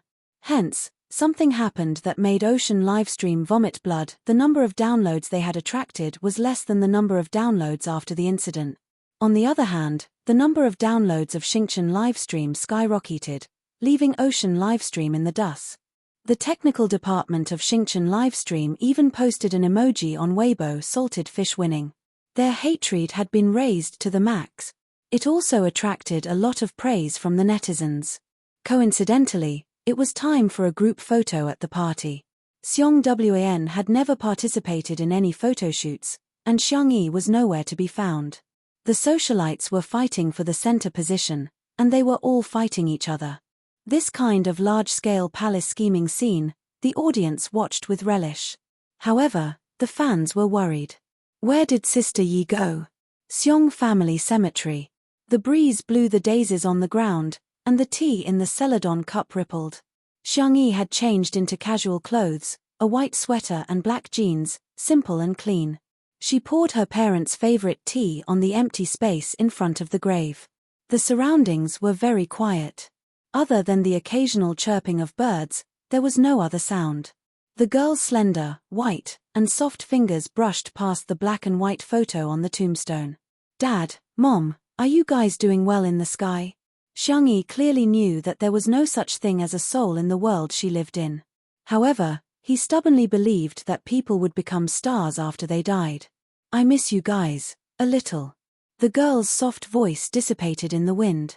Don't worry, it's only a little. Chapter 1031. The wind gently caressed the leaves, making a rustling sound as if it was responding gently. Xiangyi rubbed her sore eyes. The corners of her eyes were red, but she didn't shed a single tear.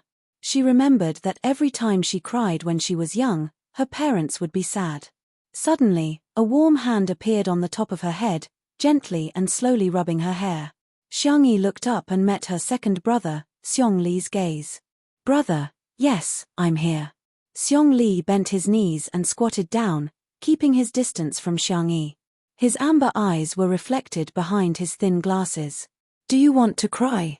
Those eyes were usually filled with data and formulas, but now there was only a gentle glow. When her brother came, Xiangyi felt her nose sting even more, but she still shook her head. Although I really want to, I can stop crying. Xiong Li was speechless for a moment. After a moment, he sighed helplessly. Our Tutu is a sensible child. But, Mom and Dad will probably support Tutu's occasional willfulness. For example, you can be like Auntie, rolling your eyes when you meet someone you don't like. You can also be like little uncle, crying when you want to and laughing when you want to. Xiangyi, oh. The little girl blinked, her eyes filled with tears. Xiong Li thought for a moment and simply sat down beside her. He pointed at himself. Who am I? Xiangyi, you're my brother. Then who are you? I'm your sister, not entirely. Xiong Li corrected her. You're my sister, Mom and Dad's daughter, but you're also Xiangyi. Mom, Dad, and I all hope that you can live happily and live for your own happiness, okay? He also poured a cup of hot tea in the open space and whispered, if you want to cry, you can always lean on my shoulder. Xiangyi nodded. Her eyelashes trembled and stained with water. Not far away, a familiar voice suddenly sounded. Sister, where? Where? Why don't I see you? Heh, are you a blind monk? What kind of look is that? The bickering sounds came from Xiong Yu and Xiong Qi. Looking in the direction of the sound, the two of them were like small tails following behind a tall figure. Sang Chen. The three of them walked over in the blink of an eye. I knew you guys would be here. Mph, why didn't you bring me along to see your parents? Xiong Qi muttered and squeezed his butt next to Xiangyi. Xiong Yu was displeased. Third brother, look at how you're squeezing your sister. What do you know? Squeeze for warmth. Then I want to squeeze in too. The four of them huddled together. Then, they raised their heads and looked at Xiong Chen in unison. The great demon king was expressionless. He glanced at his brothers and sisters and complained in a low voice, childish. In the next second, he also sat down in the only space available. The gloominess and coldness were dispelled and replaced by warmth. It really does seem quite warm, Xiongyi said in a low voice. It's just a little crowded. Luckily, little uncle and auntie aren't here. Suddenly, Xiong Feng sneakily poked his head out from behind a tree with a smug look on his face. You didn't expect us to be here too, did you? Xiong Wan, on the other hand, looked proud and arrogant. She crossed her arms and said, we didn't follow the little bunny here. Xiong Feng wanted to squeeze in, but Xiong Wan grabbed him by the collar. Please act like an elder. If I don't beat you up for an hour, you won't know that I'm skilled in both the pen and the sword, right? A second ago, she was scolding Xiong Feng. In the next second, Xiong Wan's tone changed into a spring breeze. Little Tutu, cry if you want. There are so many of us here, we'll all help you catch your tears. Chapter 1032. The corners of the Xiong brothers' mouths twitched. As soon as Auntie opened her mouth, it was as if she was an old couple. Xiong Feng, on the other hand, was confused. Why did she always pull his ear whenever she didn't like it? Little Xiangyi couldn't even bear to scold him, let alone pull his ear. Xiangyi laughed at Auntie's coaxing, and small dimples appeared on her cheeks. I won't cry anymore. She had been holding it in before, but now she was sincere. Because she had the best family in the world. Seeing the little girl smile through her tears, Xiong Wen breathed a sigh of relief. She was almost about to perform the traditional act of violently beating up Xiong Feng to coax the little rabbit. Since you're here, you guys talk to Mom and Dad. I'll take Feng to the orchard in front to see if the dates are ripe. Xiong Feng instinctively trembled. Sis, why don't you go alone? I also have a lot to say to Big Brother and Big Sister. Xiong Wen shot him a glare, and Xiong Feng immediately changed his words. 1,000 words, but they don't need to be said. Accompanying Big Sister is the most important thing. The silhouettes of the siblings gradually disappeared into the distance. The Xiong siblings were silent for a while. Xiongyu took off his cap, revealing his handsome face. I'll go first. He took a deep breath, then slowly exhaled. He repeated it several times, then said in a low voice, Mom and Dad, when I was young, you always encouraged me when I played games. Now that I've made some achievements in esports, I'll work harder in the future. I'll also take good care of little sister, I swear in the name of Big Brother. With that, he turned his face away. His eyes were red under his thick eyelashes. Xiong Qi rubbed his head, messing up Xiong Yu's slightly long hair. The latter gave him a look of disdain. Xiong Qi stared at the photo on the tombstone. Next, it's my turn. When I used to play with the sewing machine and make clothes for little sister's doll, everyone said I was strange, sissy, and not like a man. Only you guys praised me as a genius. Actually, I was secretly happy for a long time. It was you guys who gave me the courage to do what I love. Leave little sister to me. Xiong Qi patted his chest. I'll make her little dresses for the rest of her life. Xiong Li chimed in from the side. Dad, Mom, I'm sorry for making you worry about my health when I was young. You were troubled by my inability to make friends. You were troubled by my studies. Now that I have some achievements in the medical field, I don't have to worry about food and clothing. You don't have to worry about me. I am a firm atheist, but I still believe that you have turned into stars and are still protecting us. Hearing this, Xiangyi felt a lump in her throat. She continued to pull weeds to cover up her loss of control. Sungchen's speech was concise and powerful. I will protect my brothers and sisters for the rest of my life. Xiangyi couldn't hold it in any longer. Her tears fell onto the stone floor. Mom, Dad, I've encountered a lot of bad things in the past year. But I also met a very, very good person. I participated in a variety show, made new friends, and was lucky enough to have fans. Moreover, I also met someone I've liked for a long time. I'm glad that he likes me too. His name is Shui. In the future, I will work hard to live a good life.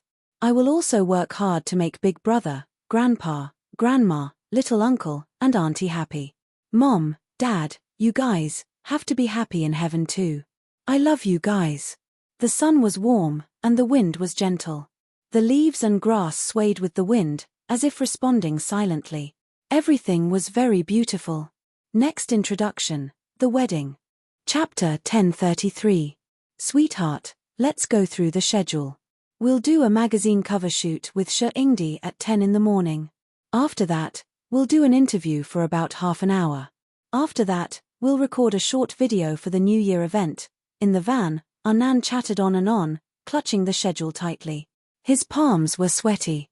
The beautiful Xiangyi said helplessly, Nan, why are you more nervous than me? Nan pulled a long face. Boo-hoo, sweetheart, you were too careless in the past. This is the first time you've taken on so many jobs. Besides, Mr. Sai isn't here today. I'm a little scared to work alone. As a small manager with no work experience, Managing a popular artist like Xiang Yi was too stressful. Xiang Yi asked curiously, "Where did Mr. Sai go? Haven't the two of you always been inseparable?" Nan replied, "I think Auntie is sick." He went back home to visit her. Before he finished speaking, his phone buzzed. It was a message from Sai Chuanbai. "Have you eaten? I'm already at home." Nan quickly typed, "Is Auntie okay? Do you want to bring her to Nancheng? The medical resources here are better. I can help you contact a doctor." Sai Chuanbai, "It's a lie. Madam Hong is fine. She just tricked me into coming back for a blind date." Nan, "Then don't let Auntie down. Go shopping with Auntie and have afternoon tea with her friends. Give her some face tilde if you find someone suitable. Hurry up and meet her. You can't be single forever tilde tilde." There was no reply for a long time. It wasn't until Nan accompanied Xiang Yi into the dressing room that he received two strange messages from Mr. Sai. "I didn't want to ask at first, although we've known each other for so long, but it's fine. Do you want me to go?" Nan was baffled. Mr. Sai had always been a very opinionated person. He was highly efficient and made decisions swiftly and decisively. He was completely different from a procrastinator like him. Why would he come to ask for his opinion? Could it be that a ruthless work machine would be at a loss when faced with relationship problems? Nan pressed the voice button and said, "Mr. Sai, I think you should muster up your courage and challenge yourself. I believe that with your qualifications, as long as your blind date isn't too weird, they will definitely be very satisfied with you." "Mr. Sai, let's go." "Oliver, give me this time," Sai Chuanbai replied with an ellipsis. Nan stared up and down, left and right for a long time, but he still couldn't figure out the meaning of the punctuation. He was a flunky who had poor reading comprehension since he was young. He was so worried that he scratched his head. There was only one question in his mind. Why was Mr. Sai like this? "Good girl, can you help me take a look at what Mr. Sai is trying to do?" "Sure." Xiang Yi finished reading their conversation and felt sympathy for Sai Chuanbai. What's wrong? Was there some kind of mystery behind it? Or is there a hidden meaning? Xiang Yi reminded him tactfully, "Well, just take it literally." Nan stared at him again. All of a sudden, the fog in front of him seemed to have cleared up, revealing the moon. Nan was suddenly enlightened and slapped his thigh. "I got it." Xiang Yi's eyes lit up. She was ready to be a couple on the spot. However, she heard Nan say confidently, like Sherlock Holmes solving a case, "That's a hidden sentence. The first part of Mr. Sai's sentence is 'You're an idiot.' That's too much." Chapter 1034. Xiang Yi's cherry lips moved as if she wanted to say something but stopped. Have you ever thought that Mr. Sai actually has feelings for you?" At this moment, someone knocked on the door. "Teacher Xiong, I'm today's makeup artist. Is it convenient for you to come in now?" It was inappropriate to talk about this topic in front of outsiders. "Let's talk about it later. Please come in." The makeup artist pushed the door open and entered with a few assistants behind her. "Teacher Xiong, feel free to communicate with me if you need anything. Everything we do is for today's shoot." As the makeup artist applied makeup on Xiang Yi, Nan typed a few words angrily. "Whatever. Me." He admitted that he wasn't very smart and had let his family down by not being an outstanding doctor and inheriting his family's hospital. After falling out with his parents, he could only be a poor worker. But Mr. Sai was the person he respected and admired the most. How could he say that he was a fool? Sob sob sob, Sai Chuanbai, who was thousands of miles away, said with an indifferent expression, "If there's nothing else, I won't disturb you." His mother, Madam Hong, felt her scalp go numb. You child, how is going back to your own home a bother? Aren't you treating me like an outsider?" "I've said it before, I have someone I like." "I've also said that no." Madam Hong's voice was shrill. "That little hooligan with colorful hair. I won't allow it. I won't allow it. How can you like someone like that? How is he worthy of you?" Sai Chuanbai interrupted her. "He has a name, Mu Nan. I fully understand how you feel, but I hope you can give him the respect he deserves." This was the first time her son, who had always been taciturn and respectful to her, had contradicted her for someone else. Madam Hong froze on the spot. After a long time, she asked in a trembling voice, "Do you like him that much?" "Why?" Sai Chuanbai said, "There's no reason for some things. Don't be angry, your blood pressure is going to rise soon. I'll go to the kitchen to boil some water for you." There was a water dispenser at home. How could Madame Hong not understand that he was looking for an excuse to avoid her? The bitterness in her heart gradually increased. Was she wrong? But she was doing it for her son's sake. In the kitchen, Sai Chuanbai turned on the kettle and picked up his phone to send a few messages to Arnan. When he saw Arnan persuading him to go on a blind date, Sai Chuanbai's heart felt like it was being cut by a knife. But when he saw the sentence, "Do whatever you want," Sai Chuanbai's heart felt like 10,000 fireworks had exploded. This coquettish tone, this hint of jealousy. Sai Chuanbai's mind instantly went from "does little colored feather like me" to "little cai marrow likes me." Sai Chuanbai edited the message and deleted it for a long time. He didn't know what to reply. Wouldn't being together be too bold this time? Would it be too subtle to reply with "I'll listen to you"? After struggling for a long time, Sai Chuanbai decided to consult the person with the most experience in love. He dialed Shi Sui's number. In the dressing room, the makeup artist put on Shi Sui was very light. She only touched up the shape of her eyebrows, applied lip balm, and deepened the contours and lines of her face with powder. The man's expression was lazy and his tone was casual. "You mean, Arnan confessed to you? Are you sure?" Sai Chuanbai said with certainty, "I'm 100% sure. Do you think I should propose to him with a diamond ring or add his name to my property deed first?" Shi Sui said, "I suggest you get a neurologist first. There's no charge for the following words tilde in addition to the wedding. The ending of the important characters will also be explained. There might also be a post-marriage chapter and a cute baby chapter tilde. It shouldn't be too long tilde. I'll go and sort out the follow-up first tilde. That's all for today. Good night tilde from the Fat Nuan." Chapter 1035. After hanging up the phone, Shi Sui shook his head helplessly at his manager. His ability to imagine, it was such a pity that he didn't become a screenwriter. Buzz, his phone rang. The man lowered his eyes and saw the words "Little Bunny" on the screen. His peach blossom eyes beamed, making the legs of the makeup artist and several assistants go soft. He pressed the answer button, and Xiong Yi's warm and soft voice came from the Bluetooth headset. "Is your makeup done?" "Soon." Shi Sui chuckled. "Is Arnan with you?" "He went outside." "Is Mr. Sai okay? Are you sad?" Shi Sui pondered for a moment and said, he probably even thought about how many tables to arrange for the wedding. "I think he should be very happy." Xiang Yi was speechless. "What? He's getting married?" Xiang Yi said in disbelief. "What's the difference between him and a scumbag?"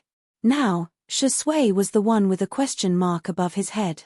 He comforted her in a low voice, "Don't worry, I'll look for you later." Shi Sui was done with his makeup and hair. He had changed into a light beige sweater with blue jeans and a pair of classic white shoes. It was a clean and refreshing outfit. When he appeared in Xiang Yi's dressing room, the staff members kept looking at him. It was a pure biological instinct that made one want to take a few more glances at a beauty. However, Shi Sui's gaze was fixed on Xiang Yi. The girl in front of the mirror was wearing a princess dress with puffy sleeves. Her hair was tied into a bun and there were a few strands of messy curly hair beside her ears. Her pure pomelo red was full of vitality and she looked very girly. Arnan called out to everyone. "Shi Sui and Sister Yi have prepared tea and snacks for everyone. Let's take a break first." The staff members left tactfully. Shi Sui walked to Xiang Yi. The tip of the girl's nose and chin were blushed, adding a touch of pitiful fragility. He suddenly wanted to bully his little bunny. He wanted to bully her until she cried. "Very beautiful," Shi Sui said in a low voice, suppressing an inexplicable impatience. "Xiang Yi, you're pretty too." Shi Sui chuckled. "Tutu, why do I feel that you're being perfunctory?" All right, let's get down to business first." Xiang Yi hurriedly checked the information with him and realized that both Sai Chuanbai and Arnan had made a mistake. "Why don't I talk to Arnan?" Xiang Yi suggested. "Hint. If I were to hint at it, the effect might not be that good. It's better to let the two of them talk about it face to face." That's true. Then we should let nature take its course. After all, Mr. Sai is so powerful. Yes. Both of them had confidence in Sai Chuanbai. As a top manager, it shouldn't be a problem for him to confess, right? The filming officially began. The style of the first set is romantic and sweet. We need Teacher Shi and Teacher Xiong to act out the feelings of a passionate couple. Oh, no, we'll just follow the way the two of you usually get along with each other. Just do it as you're comfortable. After the photographer stated his requirements, he was initially worried that the two of them wouldn't be able to achieve the feeling he wanted. Unexpectedly, in the next half an hour, he vividly experienced what it meant to show off their affection, head touching, lifting, strawberry kissing, pressing down on the sofa and looking at each other. The photographer almost had tears in his eyes as he finished taking this set of photos. Shi Sui and Xiang Yi went to change into their clothes for the next day. The new assistant asked foolishly, "How does it feel to be an untimely couple?" I'm full. Chapter 1036. On the same day, the magazine's official Weibo account released a set of behind-the-scenes photos from the shoot. Although it wasn't as shocking as the photos, the excited fans still pushed the post to the top of the trending list. The first 3 photos were of the romantic and sweet style of the first set, which had tormented countless single people. The middle 3 photos were of the dark and cool style, in which Shi Sui and Xiang Yi were like walking clothes hangers, exuding an extraordinary sense of fashion in their branded clothes. The most surprising and the one that made the fans go crazy was the last set of photos. Xiang Yi usually gave people the impression of a gentle and cute national girl, and the clothes she wore were mainly light-colored. However, in this set of photos, the girl was wearing a long black dress, which was a rare sight. Her eyeliner was slightly elongated, and her lips were a bright red color. On the retro and gorgeous sofa, Xiang Yi was crossing her long legs. The red soles of her black suede high heels were exposed, which was seductive and soul-stirring. Shi Sui was also different from his usual calm and abstinent self. His white satin shirt was exquisite, but the collar was torn open, revealing the black choker necklace on his collarbone, which made his skin look even fairer and his Adam's apple look even smoother and clearer. He was sitting on the wool carpet, looking clean and delicate. His hair was styled into disposable curls, and he looked like a little prince who had been sent to a foreign country as a hostage. This set of photos of Queen X's little prince instantly went viral on various social media platforms. "Ah, I want to see this. I'll definitely buy this issue of the magazine." Xiang Yi's lips are simply the color of a queen's coronation. Her aura is so strong. I've already been subdued by this beautiful girl's dress. Shi Sui is such a contrast. No wonder he's a monster who won the Best Actor award. He doesn't feel out of place at all when he acts as a little puppy. I feel like locking him in a small dark room. I'm so perverted. You're not alone in the small dark room. I've already prepared a dog head for him in my basement. I'm the director of Nancheng Mental Hospital. Hello to you guys. Ha ha ha ha. I'm going to die of laughter in the comments section sooner or later. Shi Sui and Xiang Yi were both trending topics. Just the cover of the photos had already made it to several trending topics. However, the two of them didn't make it to the top of the trending topics this time, as the top spot was occupied by little Uncle Xiong Feng. Xiong Feng official announcement. The netizens saw a few words. After clicking it, they saw a Weibo post that Xiong Feng's is. Xiong Feng, I'm. The accompanying picture was a bright red marriage certificate cover. It was very festive. Thanks to Xiao Po's strong influence, Xiong Feng's current popularity was no less than a second-tier celebrity. Plus, his of stars of Suvs. The whole internet was gossiping. Who is little aunt? After the interview and video of the interview of the little of the photos is of the little GPS location. Xiong, s of the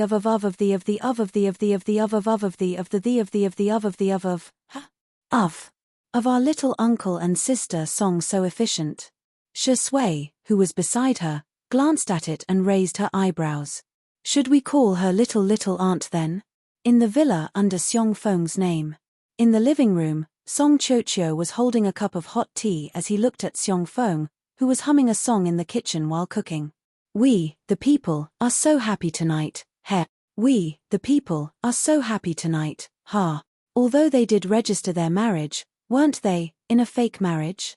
Why did it feel like Seong Fong was happier than if they were really married? Was he a fan of the atmosphere? Chapter 1037. When Song Chocho finished her 6th cup of tea, Seong Fong finally came out of the kitchen with a few plates of dishes, or perhaps they could be called dishes. Song, this is the food I made for you. Although it's a little ugly, I tasted it just now. You won't die from eating it. Seong Fong looked at Song Chocho eagerly. Song Chocho, what kind of dark cuisine was this? She reluctantly picked up a piece with her chopsticks, but the taste that hit the depths of her soul instantly froze her in place. Seong Fong was elated. Look, I told you won't die. The next second, Song Chocho ran to the bathroom and vomited. Song. After a long time, Song Chocho finally recovered and lay weakly on the sofa. Seong Fong anxiously guarded her. I'm sorry, I saw that little Xiangyi's cooking was quite simple, so I wanted to make you a meal myself. It's okay. Song Chocho was so weak that she almost died from that mouthful of food. Let's discuss something. Don't come into the kitchen in the future, okay? That won't do. Song Chocho?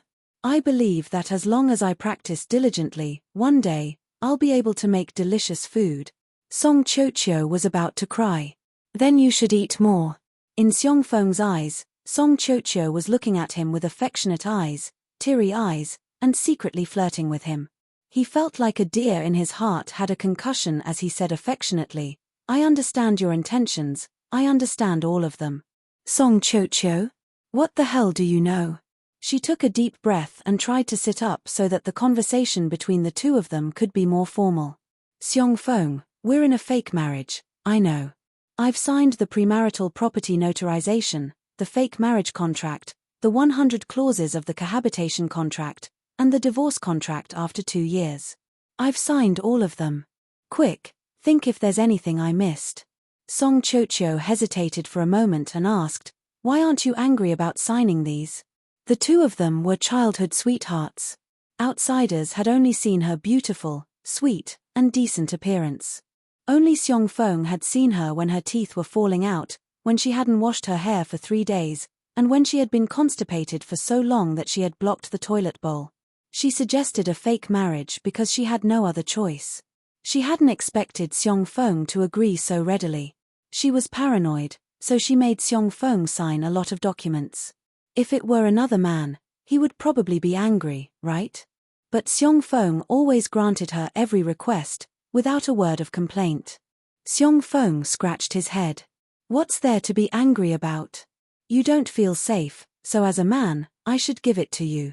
To protect my own interests, I think this is what I should do. What's more, you're nothing. I'm already used to being bullied by my elder sister and my eldest, second, third, and youngest nephews. Song Chocho was so touched that she held back her tears. Then you don't have to deliberately put on an act and act so happily. You even posted something on Weibo. When we get divorced in the future, you'll have to delete it. I didn't put on an act. I posted it on Weibo because I wanted to. Seong Fong chuckled. When I think about how I'll be able to see you every day for 2 years, I'm especially happy. I'm with the person I like, even if it's a fake marriage, I'm really happy. Song Chocho was dumbfounded. You like me? Seong Fong was also dumbfounded. You don't know? At the same time, a large number of anti-fans appeared under Shi Sui's Weibo. Chapter 1038. Shi Sui, Uncle Seong is already married.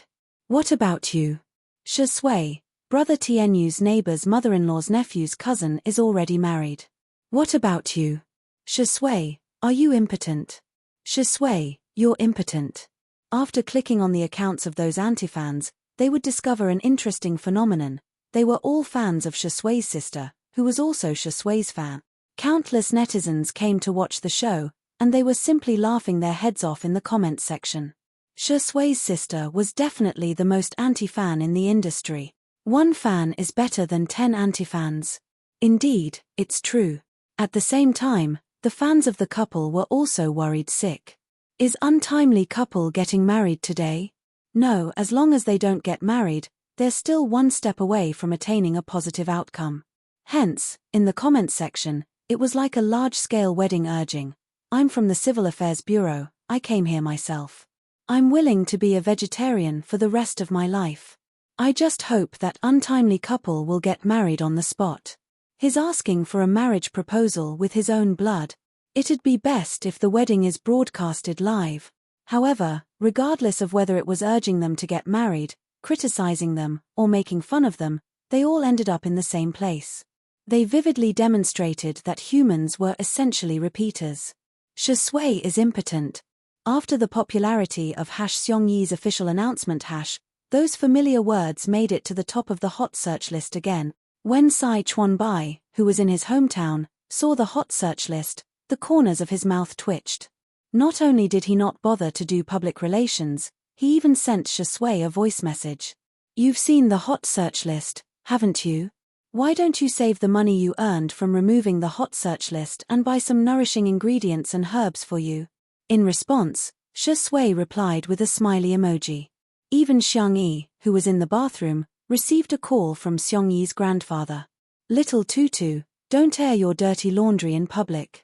Shui isn't feeling well and you can't treat him. Tell Grandpa. Seongyi felt as if she had fallen into the clouds. Ah! How is he feeling unwell? He's clearly very healthy. I get it. He's hiding it from you, right? The Prime Minister's tone was pained. Don't worry, Grandpa isn't such an unenlightened person. I'll find a nationally renowned andrologist for a consultation. I'll definitely cure Sue's illness. Xiangyi. She seemed to have thought of something and hurriedly took a look at the hot search list. She explained for a long time, not knowing whether to laugh or cry. Only then did Seongyin reluctantly believe that Shui's impotence was just a joke made by netizens. After hanging up the phone, Xiangyi was about to change her clothes when a pair of large hands wrapped around her slender waist. The man rubbed his chin against her shoulder. What happened? Xiangyi's ears turned red. I want to take a shower, I know. These words made Xiangyi's face burn. She changed the topic. Well, Grandpa called me. The young girl roughly summarized the matter of Seongyin's misunderstanding and asked, isn't it funny? After all, Grandpa doesn't surf the internet often. Shui fiddled with her soft hair, and his handsome face was glazed by the lights in the bathroom, making him look like a refined scum. Is it funny? Of course. Before she could finish her sentence, her lips were slightly warm. Xiangyi was stunned for a few seconds. Don't you think it's funny? It was another warm kiss. Xiangyi didn't know what was going on. It's just very funny. This time, she was carried to the sink where her back was pressed against the mirror. Xiangyi finally realized the danger. The man was smiling and she could feel his breath on her face. Don't you know best whether I can do it or not? Huh. He enunciated each word clearly and raised his voice at the end. Little Rabbit. Chapter 1039. The next day. By the time Xiangyi woke up, it was already past 10 in the morning. She rubbed her eyes sleepily, turned over lazily, and saw Shui by the window. The man was flipping through a stack of scripts, and there was a cup of hot coffee beside his hand, which was still steaming. His white shirt was buttoned up to the top, and he looked refined and restrained. Little did she know that under the white shirt was the mark she had left on his slender neck last night. Thinking of some absurd and messy memories, Seongyi raised her hand and pulled the quilt up, trying to cover her head. Shui's deep and magnetic voice sounded in the bedroom. Tutu, you're awake? Do you want to eat breakfast? Xiangyi instinctively said, I'm not awake.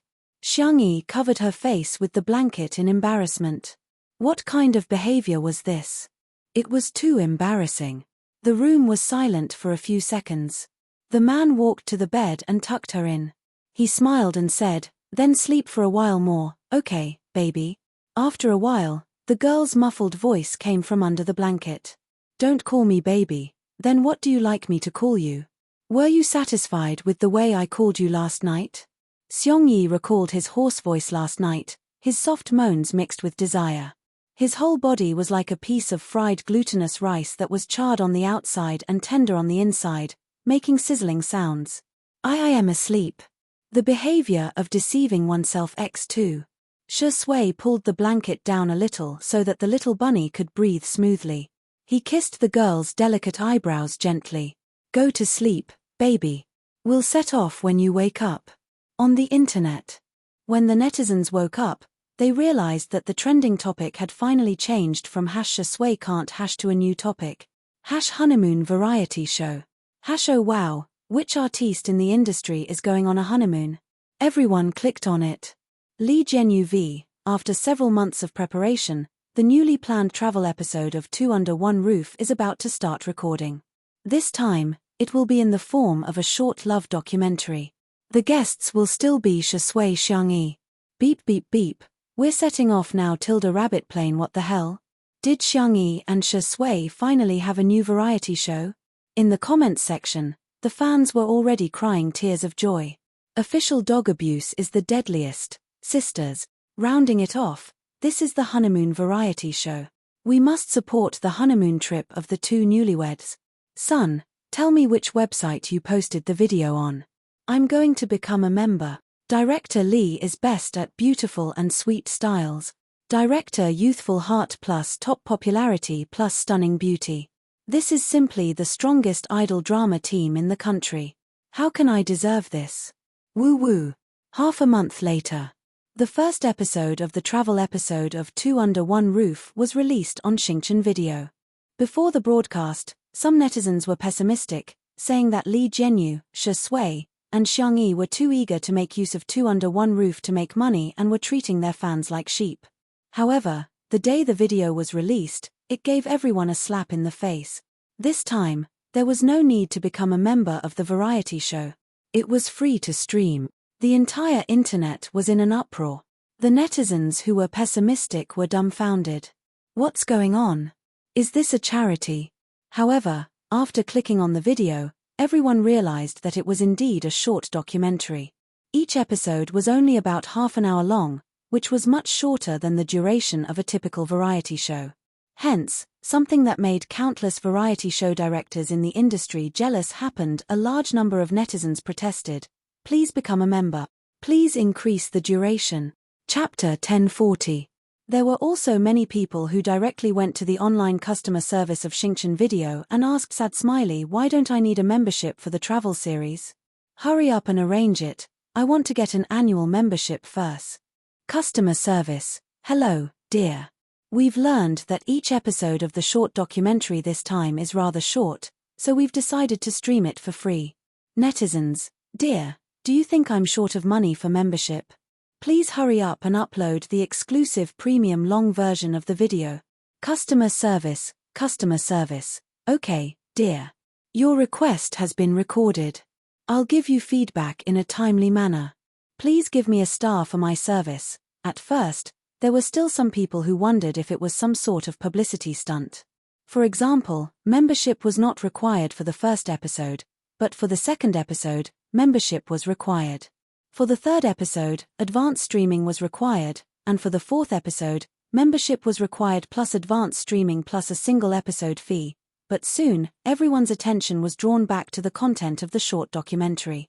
Although the duration was short, the quality was online and the images were in high definition, comparable to professional documentaries.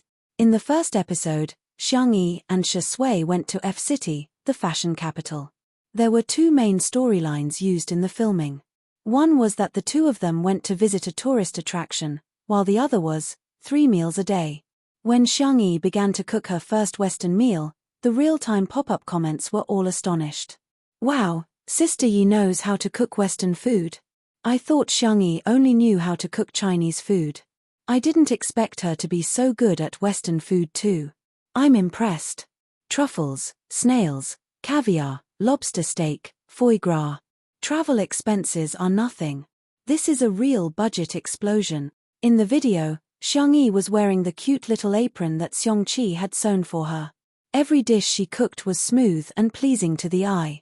Western food had extremely high requirements for the chef's sense of sight, smell, taste, touch, and sympathetic nerves, and Xiangyi happened to be a genius in this aspect. Under the high-definition camera, the ingredients were extremely tempting, regardless of whether they were fried or stewed.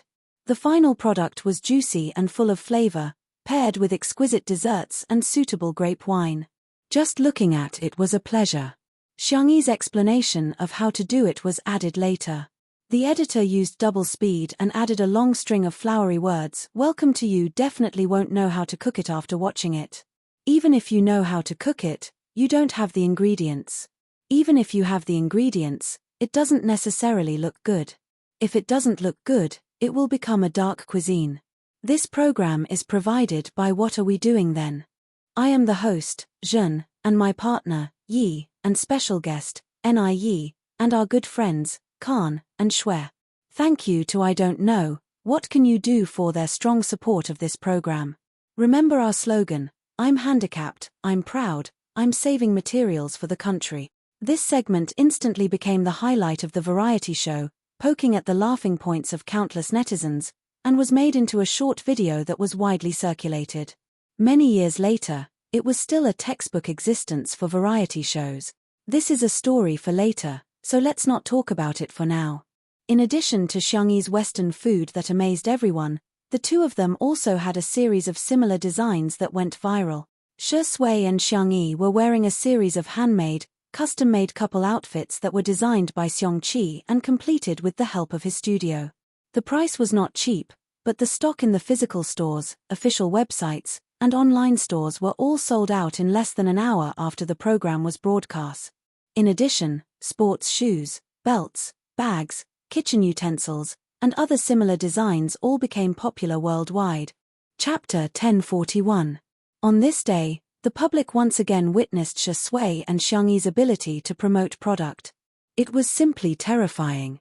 Some netizens also noticed that the clothes, shoes, bags, and daily necessities of the two were basically all made in China, except for those designed by Haid. Initially, everyone thought that since Xiangyi had promoted products for many local brands before, those brands should have sponsored two under one roof.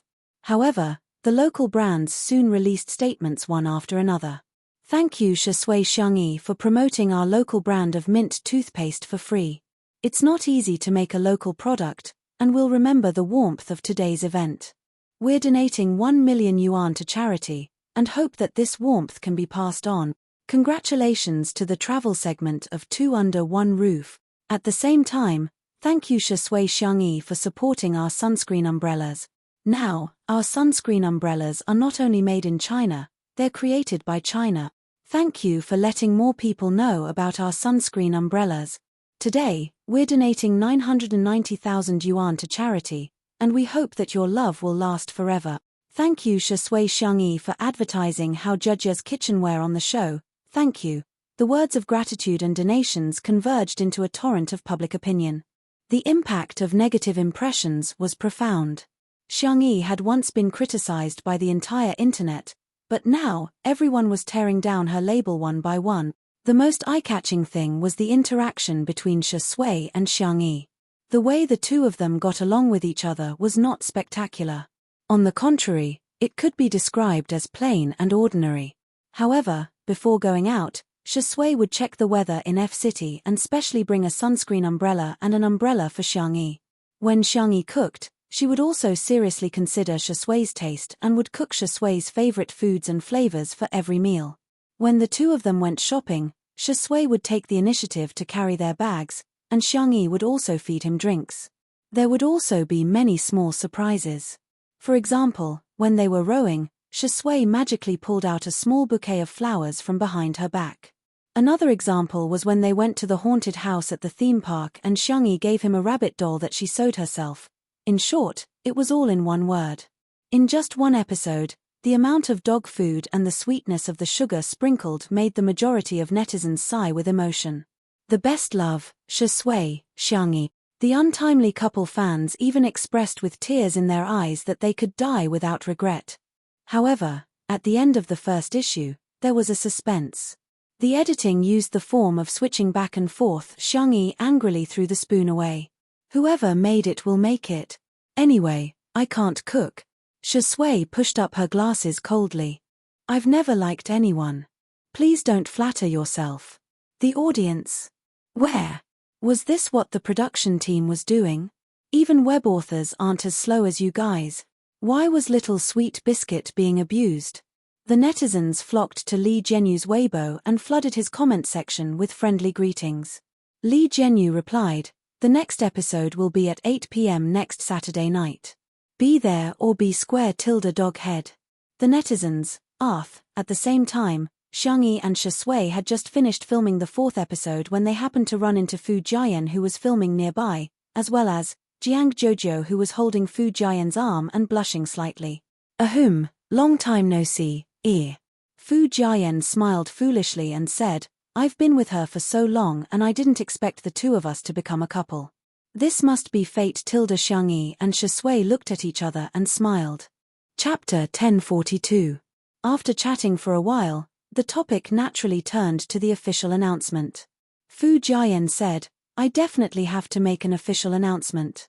Now, as long as Jojo agrees, I'll post it on Weibo immediately." He was an actor, not an idol, so the impact of the official announcement would be relatively small. However, there would definitely be an impact. After all, although he was famous for being a silly comedian, he still had some female fans. Shui asked, "What did your management company say?" Fu Jian said miserably, "They're pressuring me and it's hard for me to resist now. At most, I'll just go all out." Jiang Jojo looked down and said, "It's okay with me, your career is more important." "Jojo, I'm sorry, I'm not capable enough." "Okay, it's not a secret marriage anyway. Besides, it's quite exciting to be in a relationship secretly. I swear, I'll make it up to you in the future. You must have what other kids have." Seeing that the two of them were acting out a bitter drama with reddened eyes, Xiangyi put a hand on her forehead and reminded them. Did you guys forget something very important? If I remember correctly, Fu Jian mentioned previously that his contract with the management company is about to expire." "Yes." Fu Jian said with a dumbfounded expression, "But I'm not very popular now and no management company has come to poach me. Those who have come to me have harsher conditions than this one. They'll ban me immediately if I'm in a relationship." Shui couldn't help but laugh and look at Xiangyi. Xiangyi also pointed at herself. Fu Jian asked foolishly, "Sister Yi, what's wrong? Are you feeling unwell? Why are you blinking at me so many times?" Jiang Jojo asked worriedly, "Are you sick? They say that doctors don't treat themselves. Why don't I take you to the hospital for a checkup? Nothing is more important than your health." Xiangyi said, "I just want to remind you that I, Xiangyi, am the CEO of Tomato Entertainment." Fu Jian and Jiang Jojo were stunned and had yet to react. Xiangyi sighed helplessly and said, "Yes, Fu Jian, it means that you can call me boss." Fu Jian was speechless. That's right, that's right. I can sign with Sister Yi's company and work for you." Jiang Jojo also reacted and exclaimed, "I want to be your sister for the rest of my life." After settling the contract issue, Xiangyi started to think. Could it be that falling in love would really cause one's IQ to drop? She hurriedly went online and found a set of college entrance examination math questions that were said to be the most difficult in the country. 148 points. The girl muttered in a low voice, Good, he's not too stupid. After all, second brother always got full marks." Fu Jian and Jiang Jojo were speechless. "Are we too bad at studying? Why can't I even understand the questions?" Shui came in with afternoon tea. Seeing the little girl writing and drawing with a tablet and pencil, she came over curiously and asked, "What are you playing?" Xiangyi said casually, "Do you want to give it a try?" Fu Jian quickly stopped him. "Don't. This question is too difficult. After all, Shengdi has never been to university." Jiang Jojo elbowed him and said, "He just didn't go to university. He was the top scorer in science for the college entrance examination, okay?" Fu Jian muttered, "Shengdi has been away from the college entrance examination for more than 10 years. He must have long forgotten all his high school knowledge. She thinks I'm lousy. She thinks I'm old." Shui smiled and said, "Shall I give it a try?" Xiangyi pushed the tablet to him. Half an hour later, Xiangyi changed the score of the answers. "How many points?" Jiang Jojo leaned over and exclaimed, "Wow, 150 points." Fu Jian was flabbergasted. It turns out that I'm the clown. Chapter 1043. Maybe it's because this set of papers is relatively easy, Shisui said in a warm voice. Fu Jian struggled and said, yes, it might be the capital questions. Jiang Jojo's words shattered his hopes. Wake up, this is the Sucheng questions, one of the most difficult math papers in the country. Fu Jian was speechless. Good, I can die with a smile, smiley face. 3 days later. Fu Jian officially terminated his contract with his agency and signed a contract with Tomato Entertainment on the same day. Tomato Entertainment, welcome actor Fu Jian to join our family. The artistes under Tomato Entertainment congratulated him one after another. C7 Jiang Chen, hello, brother Fu. Lin Jia, hello, brother Fu.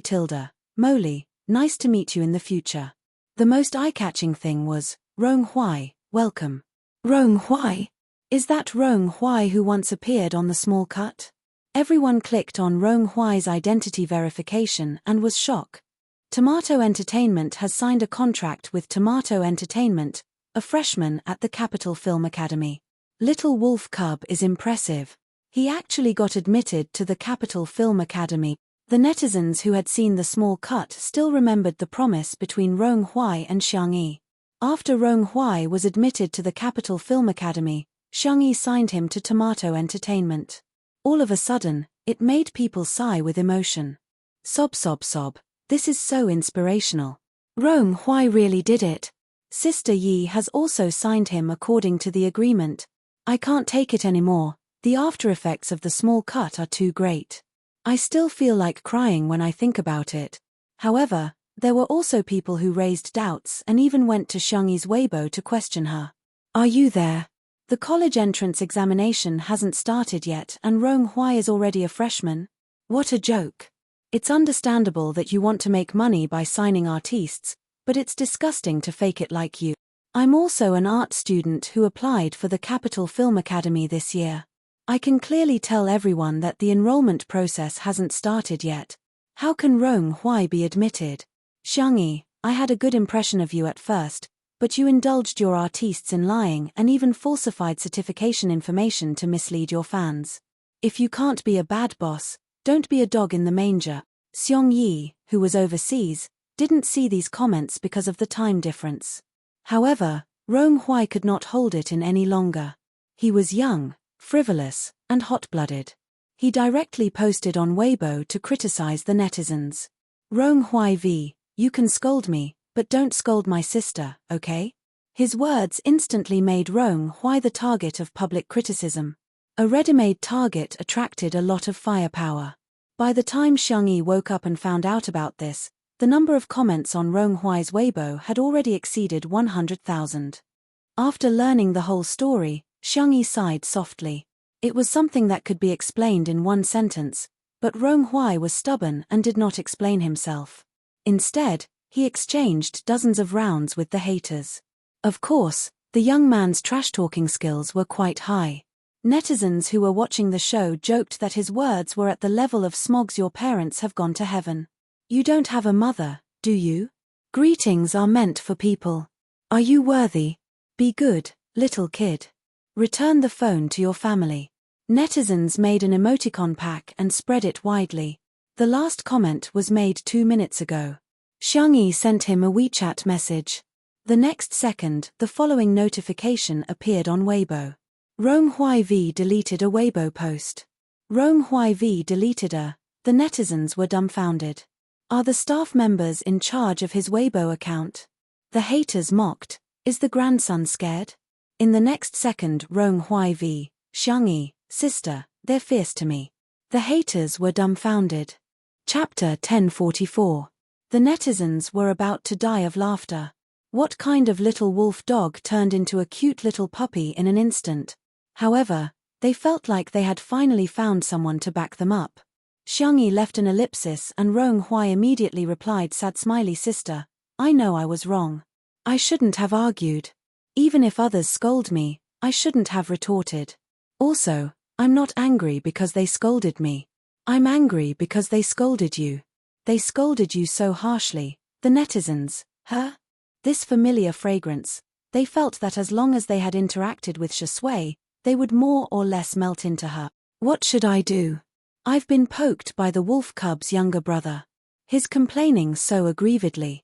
He's so adorable. Let's be honest.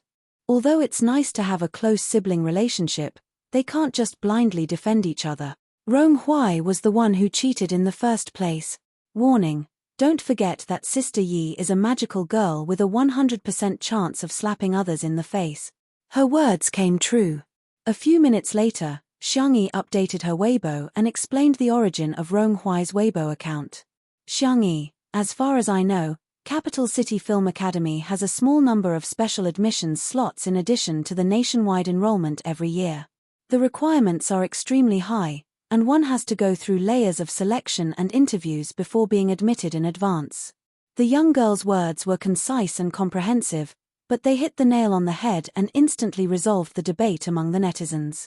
At first, some people didn't believe it, but soon, some netizens found out about Capital City Film Academy's early admission criteria. Be it appearance, physique, specialty, professional standards, etc., it was even stricter than the unified enrollment. In other words, it was just like the selection for the gifted junior class, where outstanding students were selected in advance. It sounded unfair, but how many people could reach such a stringent standard? The fact that Rong-Hui could be admitted in advance was enough to prove his excellence. Later on, Capital City Film Academy's official Weibo account also came out to respond and released the list of the early admissions this year. There were only a few people in total. There were genius directors, dubbers, and 2 actors with top-notch looks and acting skills. Everyone's qualifications were beyond doubt. At this point, no one doubted that Rong-Hui was lying. Some netizens even spontaneously apologized to him. Rong-Hui didn't care about the slander or praise from the outside world. He only cared about his elder sister. He stared at the phone screen, afraid that he would receive a message from Xiangyi, but he was even more afraid that he would not receive a message from Xiangyi. Ding ding ding, a video call invitation appeared. He held his breath, his fingers trembling slightly, and pressed the accept button. A young girl wearing a floral dress and a straw hat appeared on the screen. Xiangyi waved at him and teased, "Rong-Hui, you've become famous overnight, haven't you?" Rong-Hui was obviously a little nervous, and his entire body was stiff. Even when he spoke, he sounded like a robot. I'm sorry, I've caused you trouble. I understand your feelings. If someone scolded my friend, I would also be angry, but..." Xiangyi changed the topic and advised, "It's best not to be so impulsive in the future. You have to believe that adults can solve many problems, okay?" Rong-Hui pursed his thin lips and looked down without looking up. He really wanted to say, "I don't think of you as a friend, I think of you as, who are you talking to?" Rong-Hui. A moment later, half of Shui's face appeared on the screen and she nodded slightly at him. He hugged Xiangyi's slender waist. It was a possessive action. Chapter 1045. Rong-Hui looked up and stared at the screen for a few seconds before lowering his head again. No one could see the light in his eyes dimming bit by bit. Actually, the distance between them had always been very far. It was just his wishful thinking that as long as he worked hard, he could get closer. Even if it was just a little bit. Unfortunately, it was all in vain. He hated that he was only 17 years old and hated that he met Xiangyi too late. "Rong-Hui, I heard that you're going for special training soon. You have to work hard and control your temper. Also, there should be a lot of scripts for you in the near future. I think you should focus on your studies.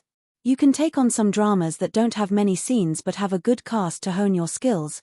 The girl's voice was soft, and she was really like a gentle and considerate sister as she instructed Rong-Hui in detail. Rong-Hui did not speak for a long time and only said one word in a low and muffled voice. Okay. As long as it was what she wanted him to be, he would grow up. Xiangyi seemed to have sensed his subtle thoughts and whispered a few words to Shui. The man seemed to be dissatisfied and narrowed his eyes slightly. His gaze was deep and dangerous as he sized up Rong-Hui on the screen. It was unknown what Xiangyi said to him, but Shui left. Before leaving, he even kissed Xiangyi's smooth and fair forehead. It was as if he was declaring his sovereignty. Xiangyi helplessly chided, "Childish, Those two words instantly caused Ronghuai's world to be in chaos. No matter what, Xiongyi would never say that to him in such a tone. Even an outstanding, mature, steady, and successful man like Shui would occasionally find him childish, let alone him. Ronghuai was extremely dejected and listless, unable to cheer up. Until Xiongyi's gentle voice fell into his ears. Ronghuai, there's someone I like. She did not ask if he liked her, nor did she say that she did not like him. She was gentle, polite, and good-looking. Yet, she kept him at arm's length. Ronghuai said hoarsely, I know. Xiongyi, I want to share my view of love with you. It may not be correct, and it may not be suitable for you. Just listen to it as a reference. Before you like someone, you have to like yourself first. No one is more important than yourself. For the person I love, I can give, I can sacrifice, I can give everything I have, but there is one thing, you don't live for TA, you live for yourself. The video call ended. It had been a long time. Ronghuai replayed the conversation over and over again. He secretly turned on the screen recording function of his cell phone. Like a traveler in the desert, he would greedily drink even a drop of water when he saw it. Every sentence was the most gentle, but also the most cruel. God knows how many times it was played on a loop. Ronghuai pressed the pause button. F***CK. Don't flatter yourself, I don't like you. A moment later, his eyelashes trembled non-stop. His voice was hoarse and he sounded like he was about to cry. I don't like you that much. The young man fidgeted with his hair and punched the sandbag. The heavy sandbag was knocked away and bounced back. He punched the sandbag again and again. Not only was he venting, but he was also suppressing himself. After he was exhausted, the young man half knelt on the ground, breathing heavily. Patter, there were water stains on the floor. I like you. But that's all I like. He seemed to have convinced himself. I can do it, right? In the empty room, no one answered. It was as if the young man's worries had finally been buried. Chapter 1046. At the beach. Xiongyi pressed down on the brim of her straw hat and found Shui. The man was building an excavator. Was it a man's nature to play with sand and excavators? Xiongyi praised. Wow, so cute. Shui looked up, his peach blossom eyes smiling gently behind his glasses. Do you want to play? Yes. Then, Xiongyi watched as Shui pushed the excavator over. Xiongyi was speechless. The man looked at her with a faint smile and did not say a word. But there were 4 words written on his handsome face. I'm not letting you play. Bunny couldn't help but tremble. I'm just teaching him how to love someone properly. Besides, I think I'm overthinking. Maybe he just likes chicks and doesn't like you at all. No, the way he looks at you is the way a boy looks at a girl, Shui said firmly. Xiongyi blinked and hooked her fair arm around Shui's neck. Then what's the way you look at me? At this moment, there was a crazy cough from the side. Ahem. Of course it's the way a man looks at a girl. Xiongyi's face burned instantly. She let go of Shui at lightning speed and widened her eyes when she saw the large group of staff around them. Li Jianyu was about to pass out from trying to hold back his laughter. Sister Yi, I told you last night that we're going to the beach today to record a scene. Xiongyi pretended to be calm. Okay, let's start then. Okay, everyone get ready and start recording. But, the 2 of you have to be careful. Otherwise, you won't pass the audition. Even if you pass, I'm afraid the fans won't be able to take it. Xiongyi was expressionless as she sprayed the sunscreen spray. Unfortunately, it couldn't cover the redness from her ears to her neck. Shui reached out his arm. Tutu, I want some too. Xiongyi stared at him. Xiongyi looked away. Epsilon, I'm not going to spray for you. The overseas recording was in full swing, and Xingchen Video released the 2nd and 3rd episodes one after another. In the 2nd episode, Shui and Xiongyi went to the snow mountain in D City. The girls made sushi, tamakoyaki, and homemade hot pot. They ate at the top of the snow mountain with Shui and enjoyed the scenery, which made the tourists jealous. Netizens also expressed that if they met Shui or Xiongyi during their travels, they would definitely shout, Sister Yi, don't be ungrateful. Don't force me to kneel down and beg you to give me a bite to eat. In the 3rd episode, Shui and Xiangyi went to the Devil's Valley in Malta. Many elite rock climbers from all over the world gathered here. According to the program team's arrangement, the two of them could experience rock climbing once.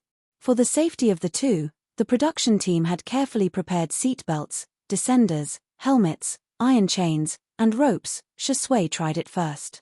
The man was tall and slender, and his movements were agile. An extreme sport like rock climbing seemed to be a piece of cake for him, and he could climb more than 10 meters in minutes. Li Jianyu asked, "Is Sister Yi wearing her equipment?" "Huh? Where's Sister Yi?"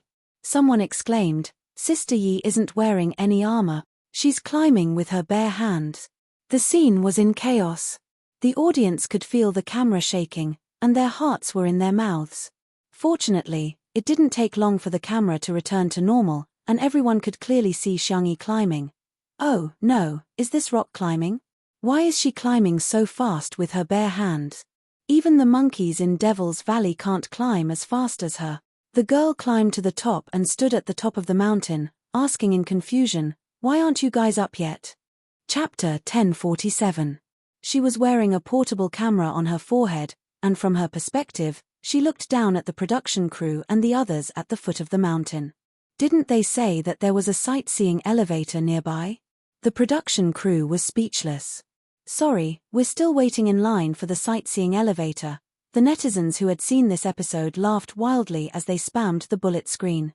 "Sister Yi, rock climbing, isn't it enough as long as you have hands? No way, no way. Why are you guys taking so long in the elevator? I can't take it anymore. The post-production editing is toxic. Why did they have to split the video into 2 screens and compare Sister Yi to a monkey? Help, I'm dying of laughter. Why is Sister Yi more agile than a monkey?" Xiangyi scratched her head and looked at Shui again. The production crew just wanted the two of them to experience rock climbing, so they chose a location that was mainly for the scenery. The actual height wasn't too high. Xiangyi stood at the top of the mountain with her hands cupped in the shape of a megaphone. She shouted at Shui below. "Shui, you're too slow." The man who had just climbed more than 10 meters raised his eyebrows. Shui smiled slightly. Shui began to untie the safety rope. The bullet screen immediately became lively. "Woman, you're playing with fire. Warning, high energy ahead. Be careful, it's not a special effect." Is Shui crazy? It's understandable that the Xiong family has ancestral tree climbing skills, but what is Shui doing? How can he climb up without a safety rope and tools? Whoosh, the tools fell, causing the production crew to exclaim in shock. The camera shook again. Obviously, the cameraman was frightened. Li Jianyu was so anxious that he even held the megaphone and shouted, "Safety first. We're just recording a short video, there's no need for that." However, something shocking happened. Shui, who was climbing barehanded, was actually faster than with tools. The man used both hands and feet to climb up the uneven rocks like an agile and powerful cheetah in the jungle. It was as if he was leisurely strolling in the jungle and patrolling his territory. The production crew was speechless. Li Jianyu looked sullen. This. Forget it, remember to mark this part with the words "dangerous operation." Do not imitate in the post-production. Later, he mischievously typed 2 words on the screen. "Okay then," it was written in red and bold, as if it was a small advertisement on the street, filling the entire screen. "Dangerous. King. Please. Do. Not. Imitate." Netizens complained in the bullet screen. "Is this something I can imitate just because I want to? Ck. I love Ingdi's stamina. I thought he was weak, but I didn't expect him to be as fast as Sister Yi when it comes to rock climbing. Look at the muscular lines on his forearms, the hem of his shirt fluttering in the wind, that inverted triangular figure, he's so boyish." A moment later, Shui climbed to the top of the mountain and stood side by side with Xiangyi. The camera they were wearing didn't have high resolution, and the blue light was blurry. However, Shui's smile was still very attractive. "Slow." The audience. It's a car." Xiangyi was completely unaware of the approaching danger. "It's all right. Just all right?" Shui asked with an ambiguous meaning. Xiangyi thought he was asking about the climbing speed, so she said frankly, "It's all right, my big brother is better than you. His climbing speed with his bare hands is twice as fast as yours just now." Shui sneered. The girl looked down curiously. "Why aren't they here yet?" "The production crew, because we just got on the sightseeing elevator." The post-production caption was full of tears. "Monkeys can't compare to you two, but we can't compare to monkeys." Chapter 1048. Amidst the laughter of the audience, the episode ended. The ratings for the travel section on DAMI's website were also getting higher and higher. On DAMI's website, the maximum score was 10 points. 1 to 4 points was the worst of the worst. 5 to 7 points belonged to the average level. 8 points and above could be said to be a work of praise. The rating for the travel section of Two Under One Roof had reached an astonishing 9 point. In other words, it was a masterpiece in the eyes of the netizens who participated in the ratings. Relatively speaking, the ratings for movies were stricter while the ratings for variety shows were relatively lax. Even so, 9 points was enough to shock the industry. The highest score for a variety show in the country was 9. 5 points for Two Under One Roof. In a sense, the travel section could be considered a sequel as it also got 9 points.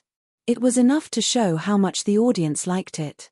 Some industry insiders predicted that after the travel section ended, it would probably get a score of 9.2 or 9.3. In that case, it was equivalent to Li Jianyu creating another legend. Next, the travel section continued to be updated at a steady pace, with high quality and lots of laughs. The number of clicks repeatedly broke records. Shui and Xiangyi went to the desert, the grassland, the seaside, and the rainforest. The mode was still travel and food. Every time they went to a place, Xiangyi would cook according to the local ingredients. With the broadcast of the overseas version, the travel section could be said to have set off a global tourism craze. Countless netizens would check out the scenic spots that the two of them had visited. The two of them had the same outfits, the same food, the same pose, and so on, which were imitated by people all over the world. In the blink of an eye, it had been 6 days since the 9th episode was broadcast. On this day, a large number of netizens were squatting on Xingchen Video, waiting for the last episode to be broadcasted. The hour hand moved to 7:50 p.m. There were 2 earlier updates, which were released at around 7:50 p.m. Hence, the netizens were used to refreshing the page at 7:50 p.m. They might be able to watch it a few minutes earlier. However, this time, what the netizens refreshed was not a video. Instead, it was a link to the live stream. The netizens were dumbfounded.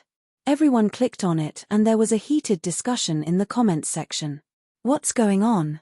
Isn't the travel section a recorded broadcast? Why is it a live stream?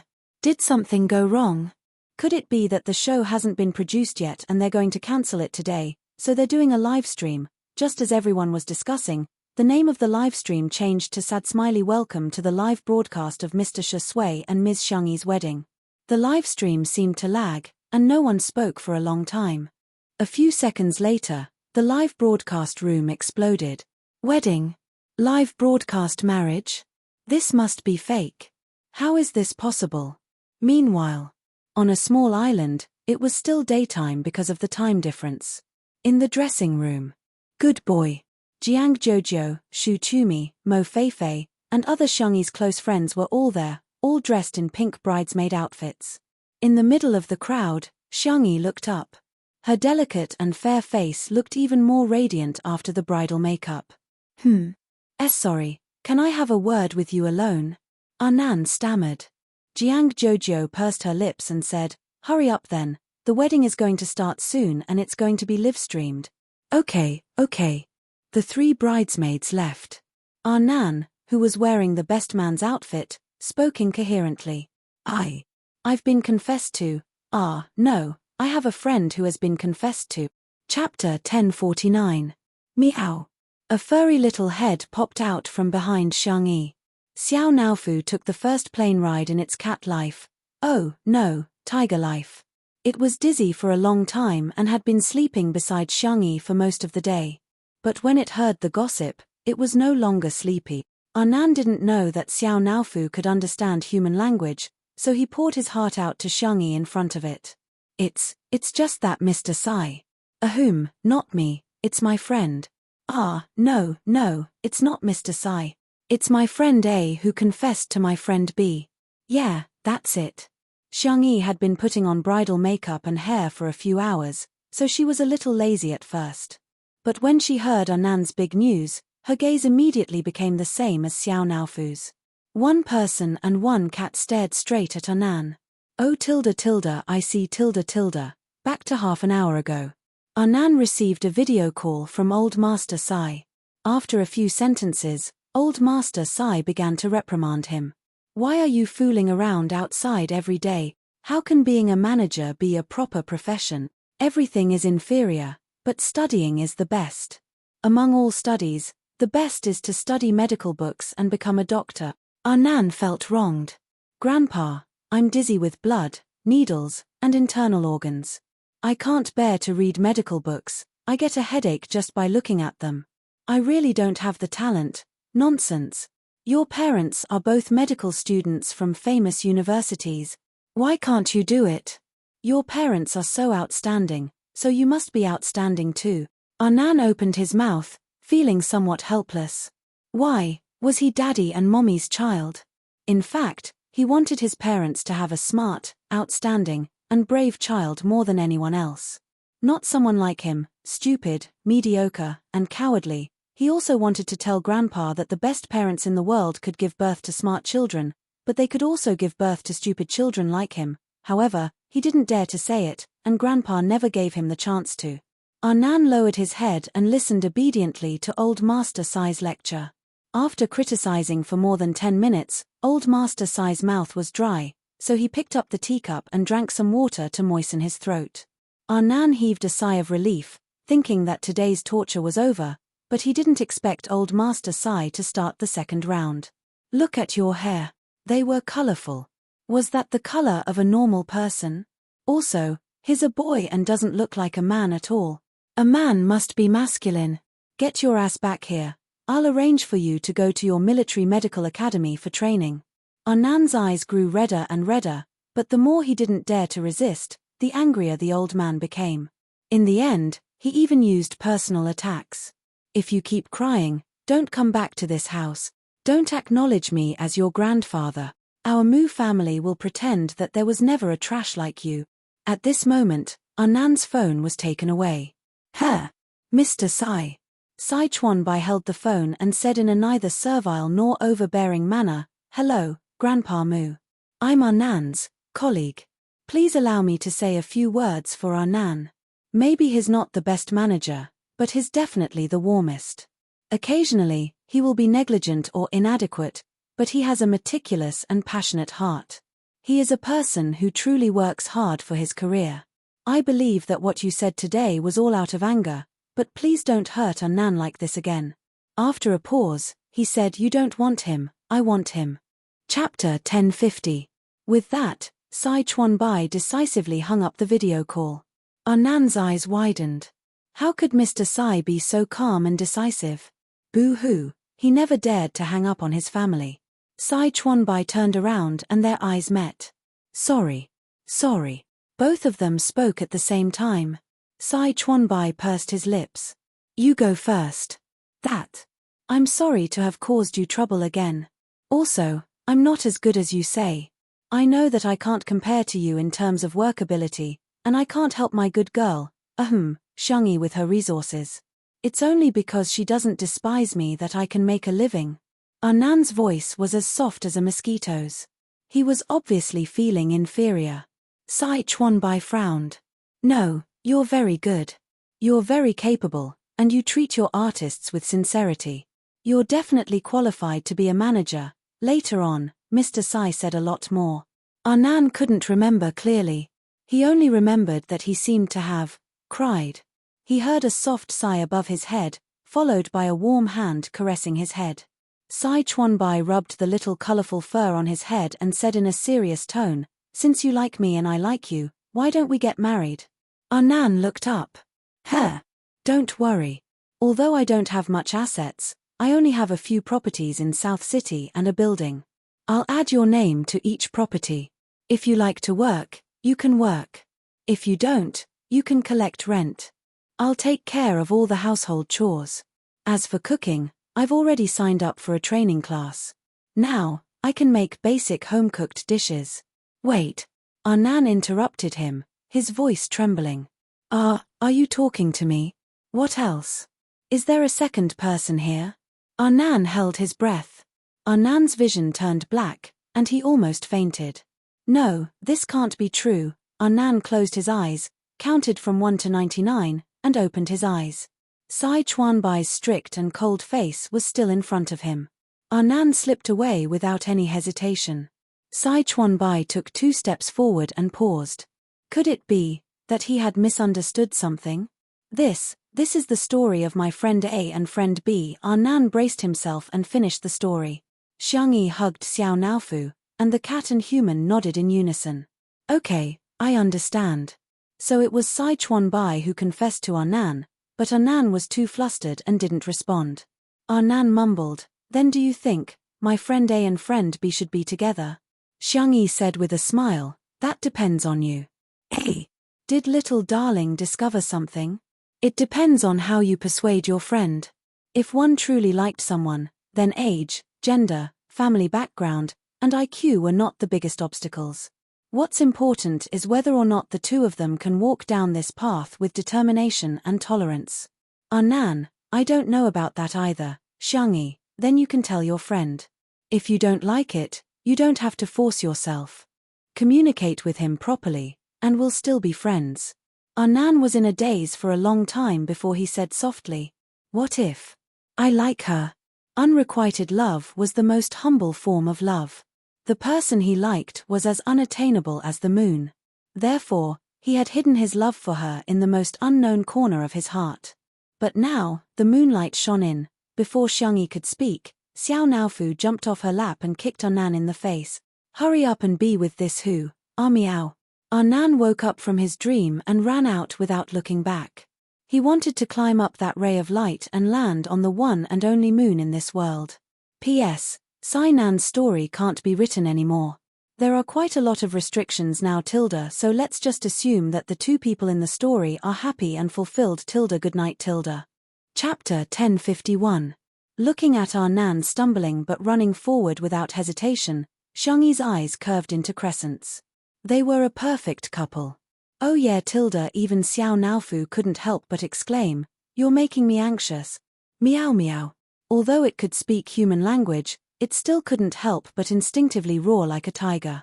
Xiang Yi rubbed the back of its neck a few times and teased. Xiao Naofu, have you gained weight again? Why do you feel like you've gotten heavier? No. Xiao Naofu was extremely guilty. It just ate an extra can of cat food, 2 bowls of cat food, and some dried fish every day. Besides, Little White Tiger was the one who fed it, not the other way around.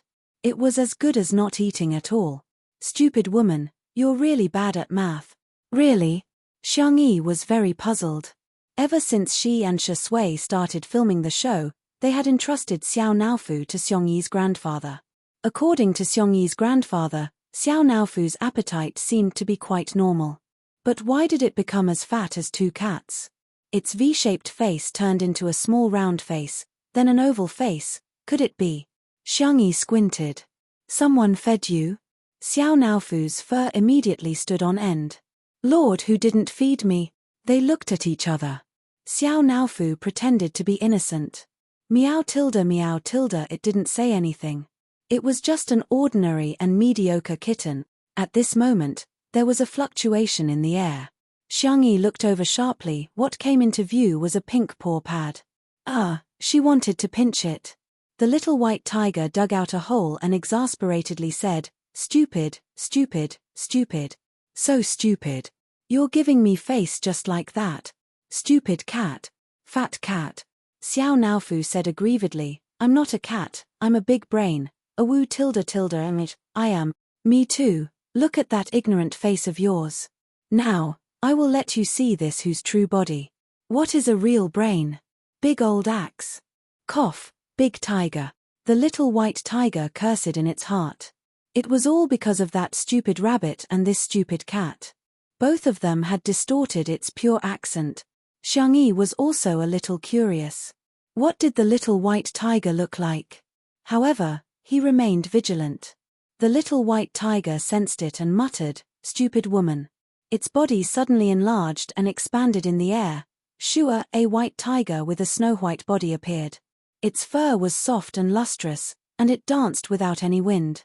It was majestic and awe-inspiring, with a hint of sacred aura. When he opened his mouth again, even his voice had changed from a childish one to a deep and powerful one. "Fat cat, do you know how powerful this who is now?" Wow, Xiao Naofu's pure cat eyes were filled with yearning. Woo woo, this is what I want to be. Xiangyi felt a sharp pain in the depths of her brain, and her face turned slightly pale.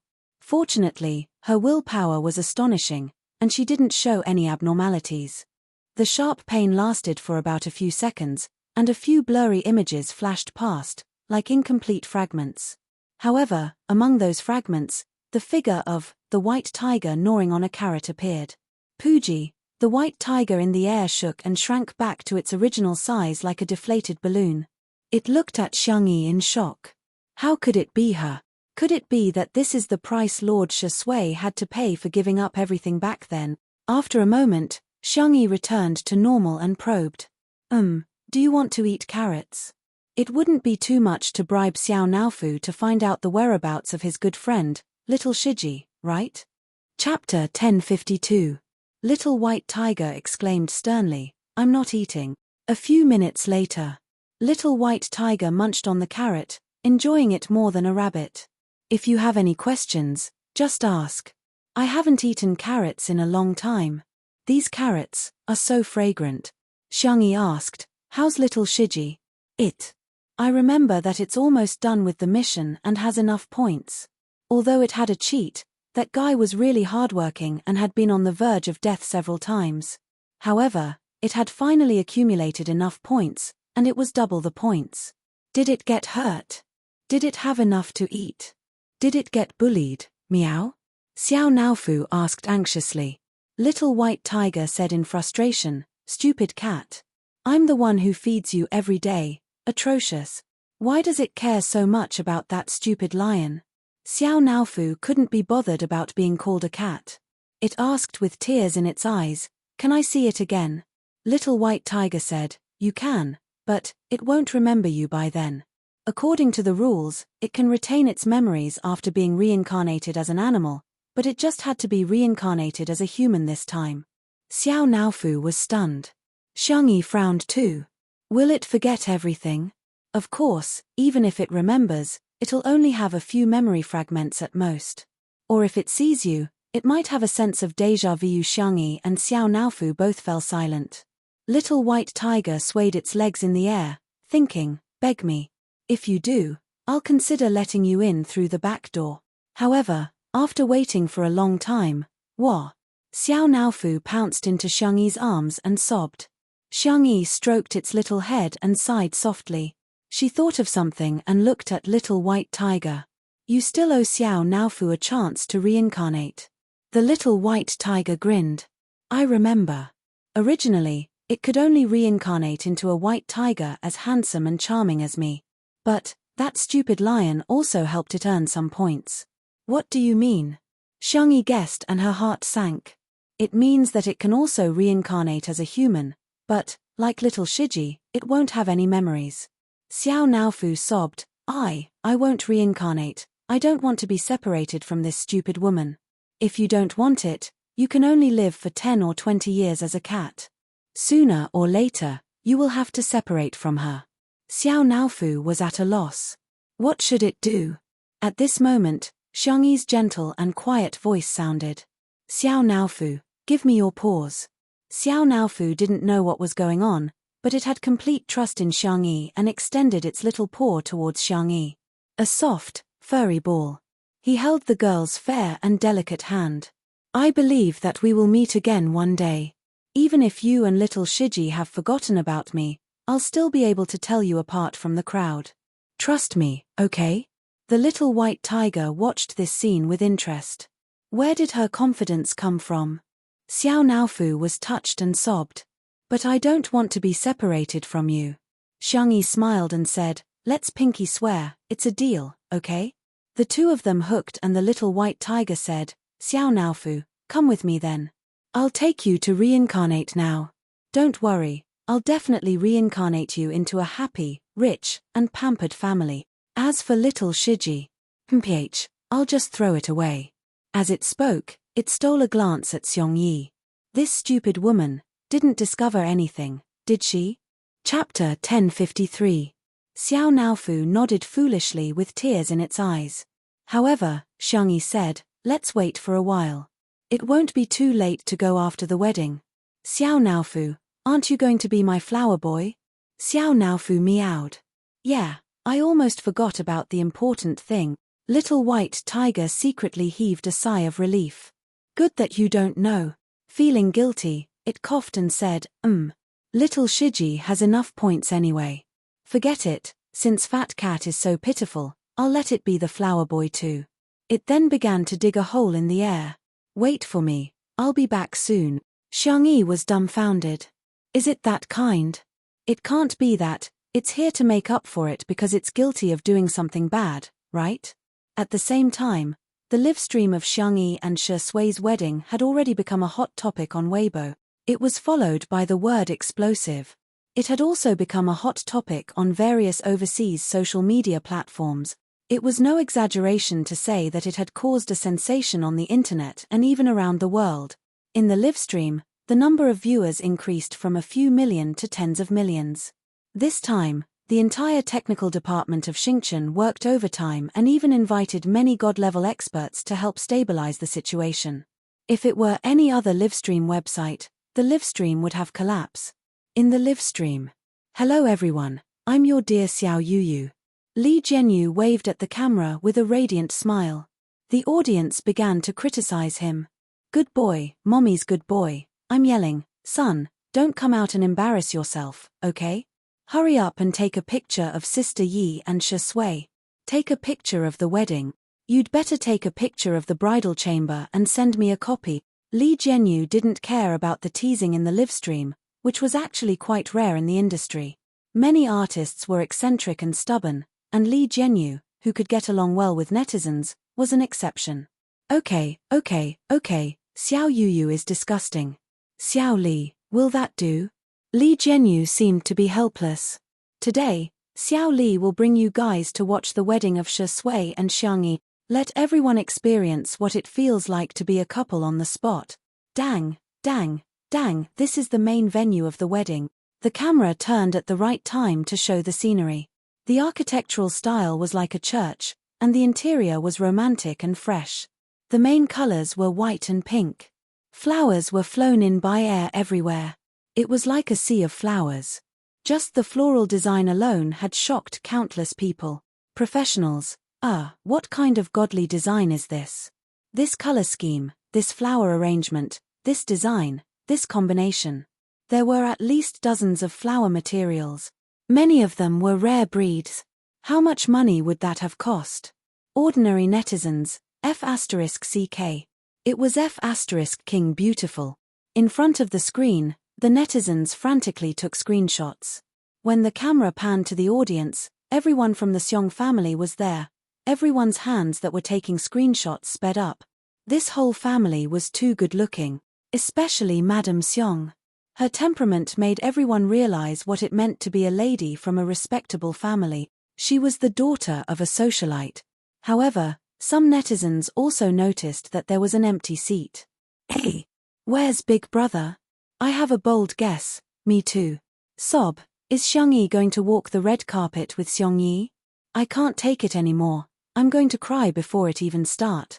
I believe everyone's done watching. Why don't we go into a commercial break? Hey, who designed the gift of smashing a brick? Can't you spend money to buy spicy sticks? Why did you spend money to smash my Xiao Li? Chapter 1054. After Li Jianyu joked around for a while, a staff member gestured to him and he immediately corrected himself. Hey, I'm just teasing you guys. There's no advertisement placement today. The wedding is about to begin. As soon as he said that, the two MCs appeared. A bunch of exclamation marks appeared in the live stream. One was a prominent figure in the entertainment industry, a legend from 20 years ago, and the first person to win an Oscar, Zhao Minglang. The other looked ordinary, with an average appearance and height. When placed in a crowd, he would simply vanish into the crowd. Someone mocked in the live stream, inviting Zhao Minglang is decent, but inviting such an ordinary person is a little degrading, isn't it? As soon as he posted this comment, he realized that the bullet screen was filled with people calling him Daddy. He couldn't help but widen his eyes. Daddy, I'm your long-lost son. Are you guys shameless? Go to the side, this is my daddy. Daddy, I've spent all my pocket money this month. Can you transfer me another 5 million? Those who mocked him were still confused. Who's this person? Why are they calling him Daddy? Is this some kind of new meme? Soon, someone explained. W.N. Jing was the president of the Huaxia Chamber of Commerce, and his businesses involved farming, animal husbandry, and fishing. To put it simply, he reared more than half of the country's pigs, ducks, fish, and geese. The most admirable thing was that he had been working hard to develop high-tech farming, breeding, and planting. Some people realized that Little Rabbit Farm was working with the WAN family. Was such a small farm really that impressive? Then, its owner, Xiangyi, damn it. In an instant, those who came to their senses began spamming the bullet screen with comments such as, Sister Yi is awesome, Sister Yi's reputation, and, Sister Yi is forever a god. Zhao Minglang and W.N. Jing pushed each other back and forth, and in the end, W.N. Jing picked up the microphone first. Hello. W.N. Jing tested the microphone and sounded particularly honest and approachable. Hello everyone, I'm W.N. Jing. Today, I'm especially honored to be invited to be the MC for the wedding of Miss Xiangyi and Mr. Shui. Everyone noticed this detail. He said Xiangyi's name first. I met Xiangyi when she was 16 years old. She cultivated the super corn and super soybean seeds, which provided a great help to the country's piglets. I digress. W.N. Jing had actually come for Xiangyi. Seeing that the little girl has found her Mr. Right, I'm happier than anyone else. Today, I'll give each of the guests a piglet. Laughter rang out at the scene, and some people even jeered, Are you still alive? The laughter became even louder. In the live stream, the netizens were calling him Daddy online. Dad, can't you just give me one? W.N. Jing gave a few more blessings and passed the microphone to Zhao Minglang. Zhao Minglang was over 50 years old, but he took good care of himself and looked like he was only in his 30s. He was still as elegant as ever. It's my honor to stand here. Thank you, Mr. Shui and Miss Xiangyi, for your invitation. Shui is a young, excellent, and capable young actor. He's also a mature, steady, and responsible man. I hope that in the future, he can create more glory in his career and be a good husband and father in his marriage. Now, let's welcome the groom, Shui. Shui adjusted his tie and cufflinks and appeared in front of everyone. His black suit and white shirt accentuated his broad shoulders and long legs. His hair was combed back, and his peach blossom eyes seemed to be dyed with the spring breeze. Let's welcome the bride, Xiangyi. Everyone's eyes turned to the end of the red carpet. Chapter 1055. At the scene, a small symphony orchestra played the wedding march. Amidst the sacred and romantic music, Xiangyi appeared in front of everyone in a white wedding gown, holding onto her brother, Sangchen's arm. Next to the tall and sturdy Sangchen, Xiangyi looked slender and petite. The wedding gown she was wearing was exquisite and gorgeous, yet it still retained the vivacity and sweetness of a young girl. The hemline of the gown was decorated with countless fine diamonds, which reflected a bright and dazzling light. All of them were sewn by Xiongqi needle by needle, and no one else had to touch them. It was truly a princess wedding gown prepared for little Bunny. The baby fat on her fair little face gradually faded, and she began to have a gorgeous face. She was wearing a beautiful crown on her head, a necklace on her slender swan neck, a bracelet on her milky white wrist, and a snowflake necklace on her earlobes. They were all priceless jewelry. Behind her, Xiao Naofu and little Shiji were wearing bows around their necks. The cat and dog seemed to have gained sentience as they followed behind and raised the petals with their little paws. The haters appeared in the live stream, Ah, who uses cats and dogs as flower children? That's so disrespectful. Yeah, flower children, flower children. They should be young boys and girls in the first place. Why force pets to do things that go against their nature? She must have abused them in order to train them to scatter the petals. As a caring person of the Animal Protection Association, I strongly protest against such behavior.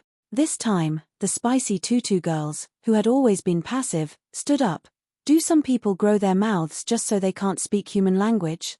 The Shui sisters were even more direct. It's a joyous day, shut up if you don't want to die, smiley face. As for the untimely couple, they were even more furious. Whoever stops my husband and wife from getting married today, I'll have an irreconcilable feud with that person. Even the netizens were displeased and stood up to send their blessings, drowning out the comments of the retards. Everyone watched as Xiangyi walked towards Shui. Sang Chen stopped in his tracks and secretly gritted his teeth. He really couldn't take it lying down.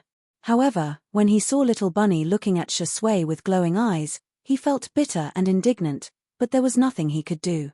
Shui, Sang Chen said in a low and powerful voice that seemed to be cold, making the guests below the stage feel their hearts skip a beat. The netizens were also on tenterhooks. They had a feeling that the devil was going to run away with his sister in the next second. However, this was the scene that they had been waiting for. Sang Chen placed Xiangyi's hand. Shui's palm. I watched her grow up. In the future, please, protect her well. I don't care what the world says, but even if she becomes someone's wife and mother, she will always be my sister. After a few seconds, the man said in a hoarse voice, from today onwards, I'll hand my sister over to you. Xiangyi felt a lump in her throat and tears welled up in her eyes. Sang Chen wiped her tears away. He wasn't good at coaxing people and he had probably given all his patience and gentleness to little Bunny. Don't cry, Tutu is the most beautiful bride today. Below the stage, the Xiong brothers were all teary-eyed. Madame Xiong wiped the corners of her eyes with a handkerchief before wiping them for Xiong Yin. Xiong Yin insisted, what are you wiping for? I'm not crying. Madame Xiong was speechless. You're clearly wetting the handkerchief. Forget it, I'd better not expose this old man. What a tsunder. Chapter 1056. On the stage. Shui held Xiangyi's hand tightly and said in a deep voice, I will protect Tutu with my life. Sang Chen nodded and strode off the stage, not daring to look at Xiangyi again. In the live stream, the netizens burst into tears. Big Brother's words are so sweet. Oh my God, are my eyes playing tricks on me? Big Brother's eyes are red. Although everyone teases Sang Chen for being a demon, I want to say that he's Xiangyi's guardian angel. The two MCs were also moved. However, they still had to continue presiding over the wedding. Wen Jing and Zhao Minglang looked at each other, after which Zhao Minglang gestured for them to proceed. Wen Jing straightened his expression and said loudly, Shui, are you willing to marry Xiangyi and make her your wife, and for the rest of your life, be it good times or bad, you will be loyal to each other and never leave each other? Shui said without hesitation, yes. Zhao Minglang continued, Xiangyi, Shui, are you willing to marry Shui and make him your husband, and for the rest of your life, be it good times or bad, you will be loyal to each other and never leave each other? Xiangyi said firmly, yes. Today, I am here to witness the marriage of the two of you. I hope you will grow old together and live happily ever after. Today, I am here to witness the marriage of the two of you. I wish you a happy marriage and have children soon. The crowd immediately cheered. Xiao Naofu wagged its tail excitedly, only to have its tail hooked by little Shiji. Xiao Naofu was still immersed in joy and didn't realize it at all. It was looking at Shui and Xiangyi, but little Shiji was looking at it. Little Shiji quietly inched closer to it. Ah! Blessings from all over the world filled the comments section. Congratulations! Congratulations! Congratulations! Newlyweds. I am the Civil Affairs Bureau, I declare you legal. Ah. Xiaoli, you already have a travel story. Hurry up and plan the baby-taking part. Under everyone's gazes. Shui smiled. Hello, Mrs. Shi. Xiangyi smiled gently. Hello, Mr. Shi. The crowd was in an uproar. Kiss me, quick, quick, Quick, give me a kiss. Director Lee, hurry up and come on stage to massage his head. Lee Jianyu laughed and scolded, F***ck you guys, do you think it's my turn? In the next second, Shi Sui held the back of Xiangyi's head. His eyes were deep and seductive, revealing an indescribable depth. A kiss landed on Xiangyi's lips. Under the transparent dome, two figures seemed to be bathed in the light. Wow! At the scene, some people clapped excitedly, some cheered, and some whistled. After a long time, Shi Sui finally pulled away from Xiangyi. Lee Jianyu urged, come on, let's take a photo together. There were actually not many people invited to the wedding this time. Everyone squeezed together and there was just enough space on the stage. The netizens in the live stream had already begun spamming the screen. Check in as a memento, take a screenshot. Let me squeeze too. At the scene, Xiangyi had her grandparents, 4 brothers, uncles, and aunts by her side. There were her good friends Jiang Jojo, Shu Tumi, and Mo Feifei. There were also the adorable Xiao Naofu and little Shiji. There was also Shi Sui, whose fingers were tightly intertwined with each other. Everyone's smile was incomparably brilliant. 3, 2, 1. With a click, the photographer pressed the shutter. Everything froze at the most beautiful moment. Chapter 1057. After a rainstorm, the temperature in southern city plummeted. It had been some time since the wedding. In the afternoon in Little Rabbit Manor, Xiangyi was wrapped in a small blanket and staring at the photo of Xiao Naofu and little Shiji on the tablet. How are they now? Time turned back. After the livestream of the wedding ended, the netizens finally found out that Shi Sui and Xiangyi's wedding venue turned out to be Iceland. Besides, Shi Sui had bought that island when she was 24 years old and named it Tutu Island. Everyone thought, when Shi Sui was 24 years old, Sister Yi was only 17 years old. That dog of a man has indeed been harboring designs on Sister Yi for a long time. Sister, mommy, brother, uncle, and grandpa were all furious. The fans who were in favor of the couple were extremely sweet. The sweetest couple in the entertainment industry is definitely the untimely couple. Shi Sui and Xiangyi's wedding was celebrated on the internet for several days. However, Xiangyi welcomed the time to bid farewell to Xiao Naofu and little Shiji. On Iceland, Xiao Naofu huffed and puffed as it built 4 snowmen. Xiangyi could barely recognize that the bigger one was Shi Sui, the smaller one was her, and the other 2 were little Shiji and itself. Is paw cold?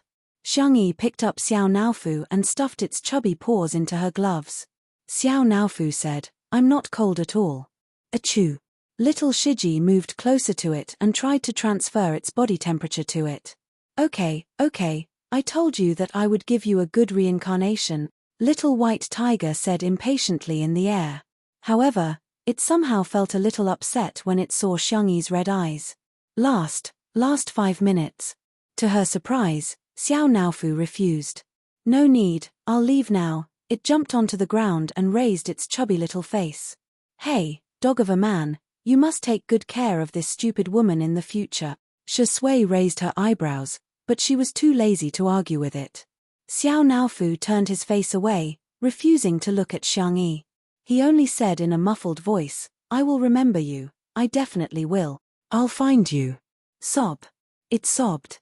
So you must wait for me. Xiangyi said in a nasal voice. Yes. Goodbye, stupid. Xiao Naofu paused. Its icy blue eyes were clear and flawless, and its voice was soft as it called out Xiangyi's name seriously for the first time. Xiangyi. Then, it walked into the hole that Little White Tiger had dug. Little Shiji nodded at Xiangyi and Shi Sui before following closely behind Xiao Naofu. In a flash, so many days had passed.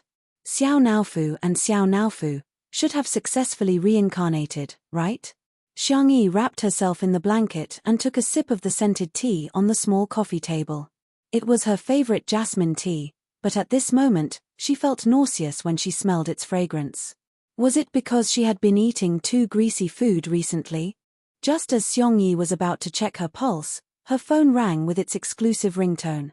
The corners of her mouth curled up slightly, and she accepted the video call. Shi Sui's handsome face appeared on the screen. The man was on set, and there were people walking past behind him. Tutu, are you hungry? Xiangyi said helplessly, "You just called an hour ago. Who would have thought that Shui would become so clingy after marriage?" "Sorry, Tutu, if you don't like it, I'll try my best to contact you less." Shui looked down, looking weak, helpless, and pitiful. "But can you contact me at least 10 times a day? If not, 8 times?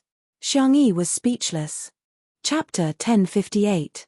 After coaxing Shui for a few minutes, Shui reluctantly agreed. They contacted each other 5 times a day. That was just a video call. Basically, the two of them would share their daily lives whenever they had a meal or saw something interesting. Before hanging up the video call, Xiangyi casually mentioned that she felt a little uncomfortable. Shui nodded calmly and said, "Okay, got it." It was past 8 o'clock in the evening. Xiangyi lay on the sofa and watched a movie for a while, only to feel extremely sleepy. How strange. Her biological clock was very accurate. She would usually get sleepy around 10 o'clock. "I seem to be getting sleepy a little early today." Her cell phone vibrated and Xiangyi forced herself to look at it. "Jiang Jojo, I'm pregnant." "Jiang Jojo, sob, I'm so nervous." "Jiang Jojo, what should I do, what should I do? I read a sadomasochistic novel last night. It's about a husband who would imprison his wife and dig out her heart, liver, spleen, lungs, and kidneys for the sake of his lover.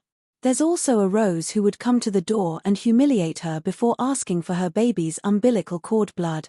What if it happens to me too? Xiangyi, Fu Jian probably doesn't have the guts to do that. Xiangyi, I suggest you keep the audio and video recordings as evidence and hand them over to the police in time. Let the scumbag couple be tried by the law. The penalty for illegal detention is at least 3 years of imprisonment. The penalty for selling human organs is more than 5 years of imprisonment. The penalty for intentional homicide is death, life imprisonment, or more than 10 years of imprisonment." Jiang Jojo was speechless. She suddenly felt much calmer. "Xiangyi, by the way, I have to correct some common medical knowledge. There are 5 major principles for organ transplants. First, informed consent. Second, respect the principles. Third, effectiveness. Fourth, no commercialization. Fifth, confidentiality. Sixth, ethical review. In addition, there may be rejection after the transplant." Immediately afterwards, a bunch of medical terms made Jiang Jojo's head spin. She hurriedly made a video call. After the call was connected, Jiang Jojo rambled on and on. Thousands of words could be summed up into 4 words, at a loss.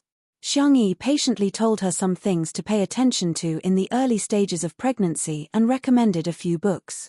Although Jiang Jojo was extremely talented in the violin, she would get a headache whenever she read.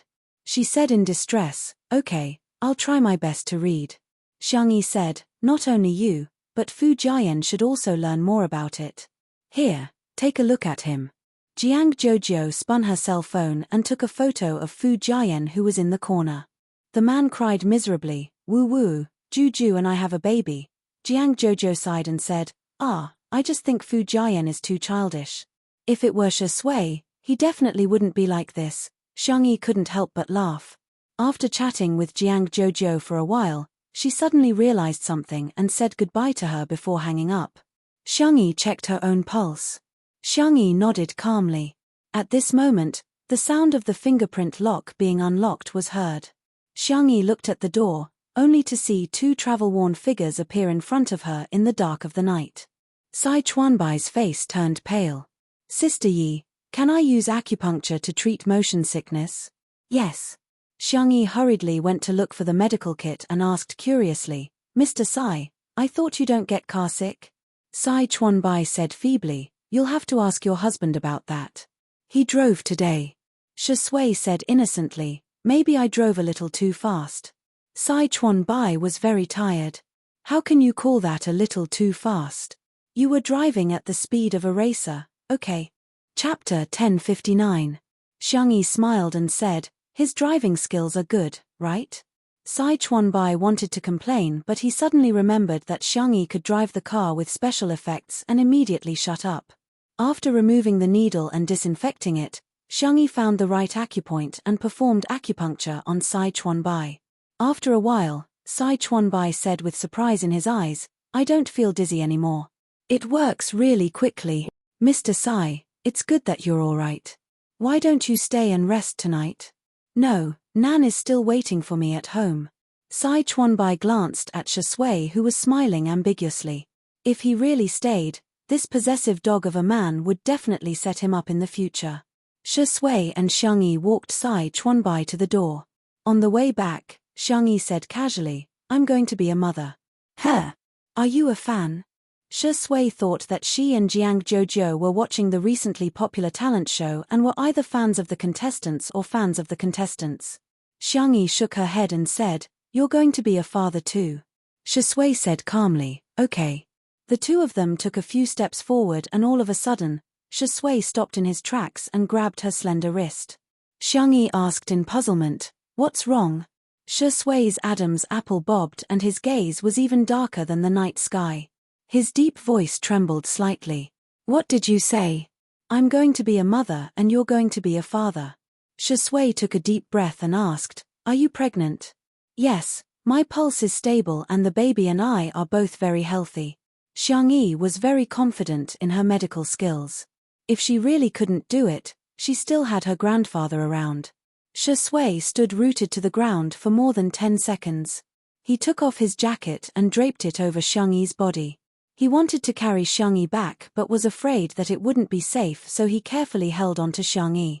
I'll hold you and let's talk inside. It's too cold outside. It seemed logical and calm, but Xiangyi could tell that his voice was trembling even more. Xiangyi wanted to laugh. It's normal to be pregnant. Don't be too nervous. Shui did not say a word and just supported her steadily. In the living room, Shui helped Xiangyi to sit on the sofa and covered her with a blanket. She lowered her eyes and no one knew what she was thinking. Are you unhappy? Xiangyi guessed. I understand. Not everyone likes children. Shui's voice was hoarse. I'm not unhappy. He held Xiangyi's hand and pressed it against his heart. Bang, bang, bang. The touch on his palm was warm and strong.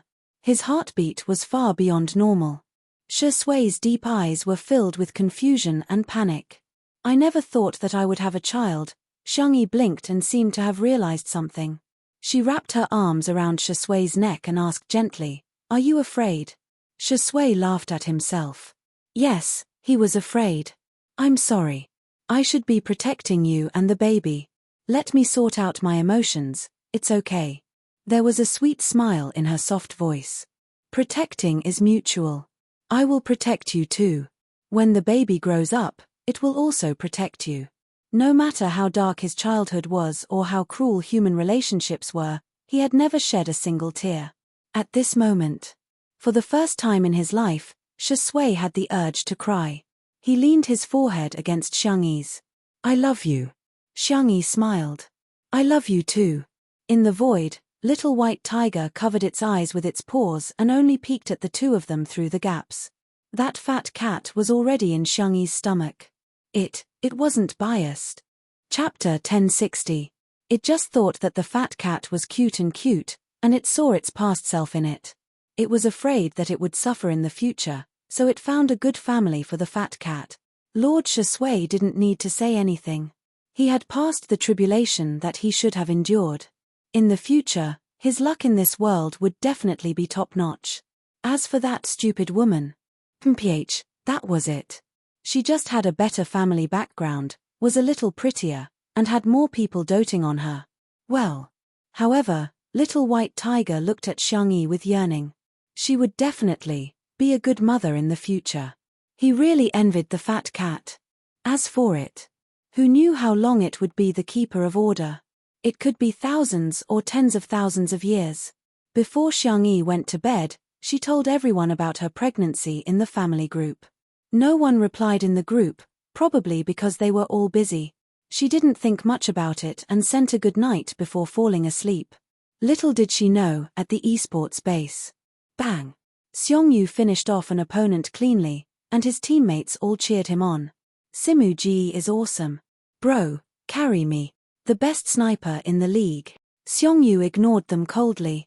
His phone buzzed and vibrated. Taking advantage of the gap between the game character changing equipment, he glanced at it and instantly stopped. 1 second, 2 seconds, his teammates kept reporting, ready to start the team battle, but Seongyu didn't move. F***CK, Simu GE, what are you doing? Seongyu pushed the keyboard and mouse away. You guys play, I have something urgent. Everyone expressed their understanding, but they still couldn't help but wail. My rank. Seongyu rushed to the balcony and paced back and forth for a long time, telling himself to calm down. Calm down, my ass.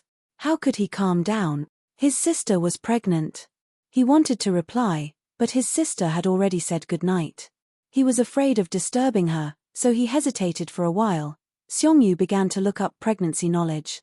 At the research institute, Seong Lee had just finished an experiment. Fatty came over and said with a smile, I heard that there's new progress in your experiment. Your laboratory will definitely win the Medical Research Award next month. Maybe. Seong Lee had never cared about these empty titles.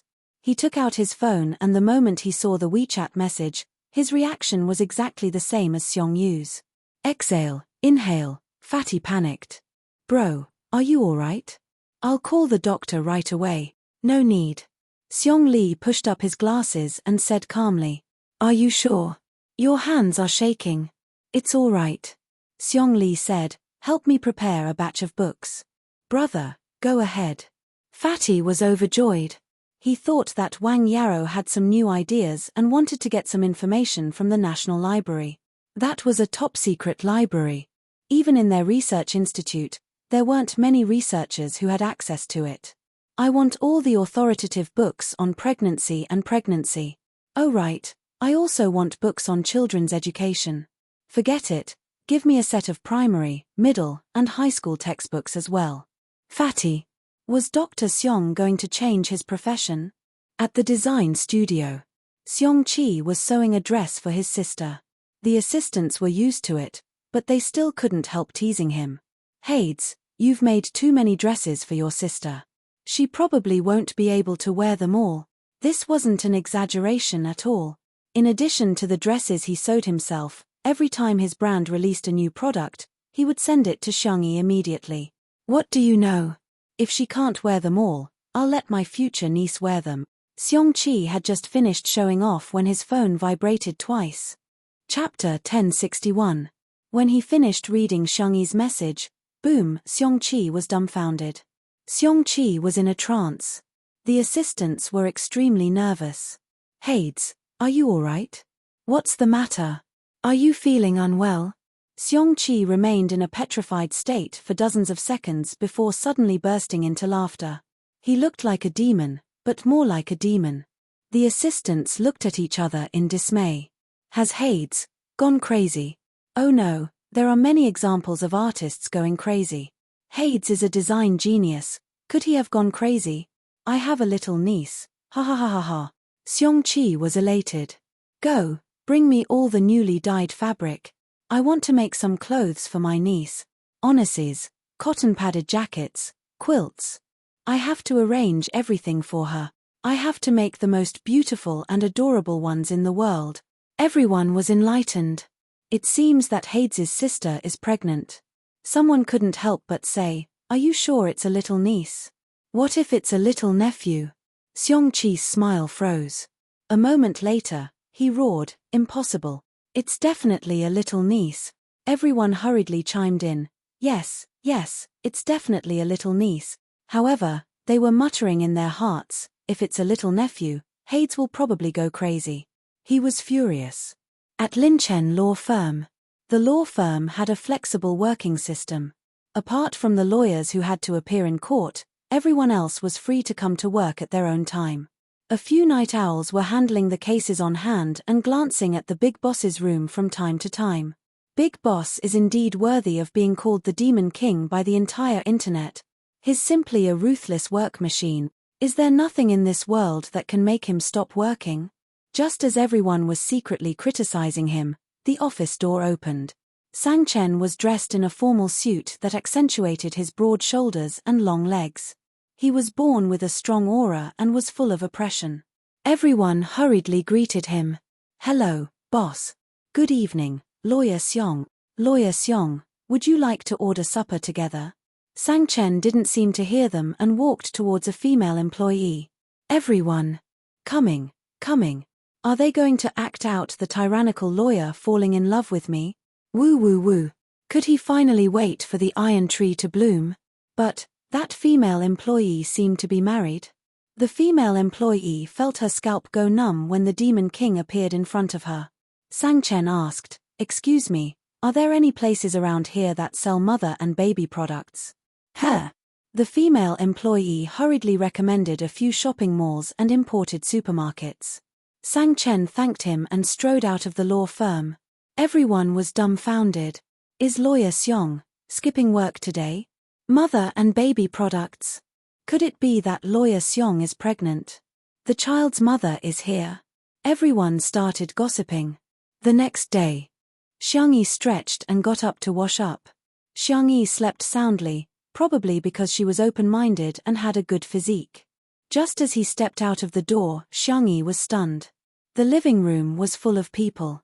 She stared blankly at the clock on the wall. That's right, it was only 7 in the morning. Why are big brother, second brother, third brother, fourth brother, youngest uncle, and youngest aunt all here? Brother, what are you guys doing here? Xiangyi asked as she took a step forward. Xiongyu exclaimed, "Don't move." Xiangyi got a shock and almost lost her balance. Xiong Feng chided, "Do you know that you're scaring little Xiangyi?" As he spoke, he dashed towards Xiangyi and said, "Don't be afraid, I've already prepared a wheelchair for you." Xiangyi was dumbfounded. Chapter 1062. Xiangyi was speechless as she watched her uncle push the wheelchair over. She was pregnant, not a fracture. Why did she have to sit in a wheelchair? Xiong Wn said fiercely, "Get over here. Aren't you ashamed of being a grown-up? You want to sit in a wheelchair? Come, I'll satisfy you. I'll break your legs." Xiong Feng said weakly, Don't think I'm afraid of you. It's the old man who taught me to follow my heart. Forget about it." After Xiong Wn finished complaining, she looked at Xiangyi and said softly, "Grandpa and Grandma will be here soon. They went to bed early last night and only found out this morning." Xiangyi didn't know whether to laugh or cry. It's just a pregnancy. There's no need to make such a big fuss. No. Pregnancy is a big deal. She was right. The Xiong family was very protective of each other and had a deep relationship. Everyone was happy to have a new member. Just then, the kitchen door was pulled open and the aroma of rice filled the air. Shi Sui was wearing an apron and looked like a good husband and father. He said gently, "Tutu is awake. Wash your hands and get ready to eat." Everyone took their seats. Xiongqi said warily, "You're not acting for us, are you? Do you usually order Tutu to cook for you?" Shi Sui smiled and didn't explain. He served porridge to everyone. Xiangyi quickly said, "Ever since we got together, he's always been the one cooking. I'm just an assistant at most." That's more like it. It was rare that Xiongqi didn't bring a bowl this time. Everyone looked at him awkwardly with a small bowl. "By the way, I made a lot of little clothes for my little niece overnight. I'll make little shoes for her later," Xiangyi said helplessly. "It might not be a girl, it must be. I have a feeling." Xiongqi was very confident.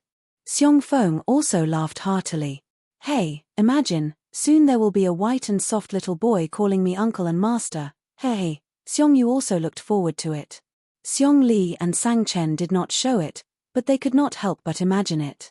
Little Munchkin, who had 2 buns tied up in a pretty little dress, ran over and opened his chubby arms.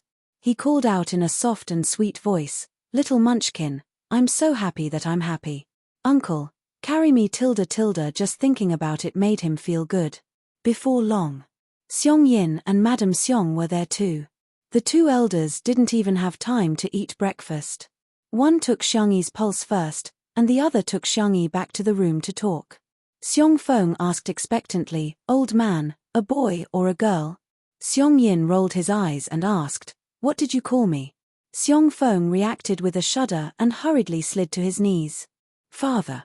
If it were any other time, Xiong Yin would definitely chase after him and beat him up. However, he was in a good mood today and couldn't be bothered to hold it against him. It's still too early to tell. Moreover, it was not accurate to just rely on the pulse.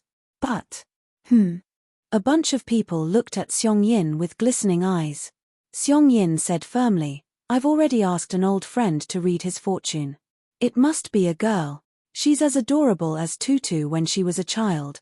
Seong Feng said, Dad, this is just superstition. Little rascal, come here. The living room was bustling with activity. Shi Sui stood at the side with a smile on his thin lips. Daughter is great. He didn't even think about having a son. In mid-air, the little white tiger was trembling with fear. Oh no, I feel like I'm going to screw up. I've reincarnated the fat cat into a boy. Forget it, I'd better run for my life. Otherwise, Shi Sui will definitely want to eat tiger meat hot pot.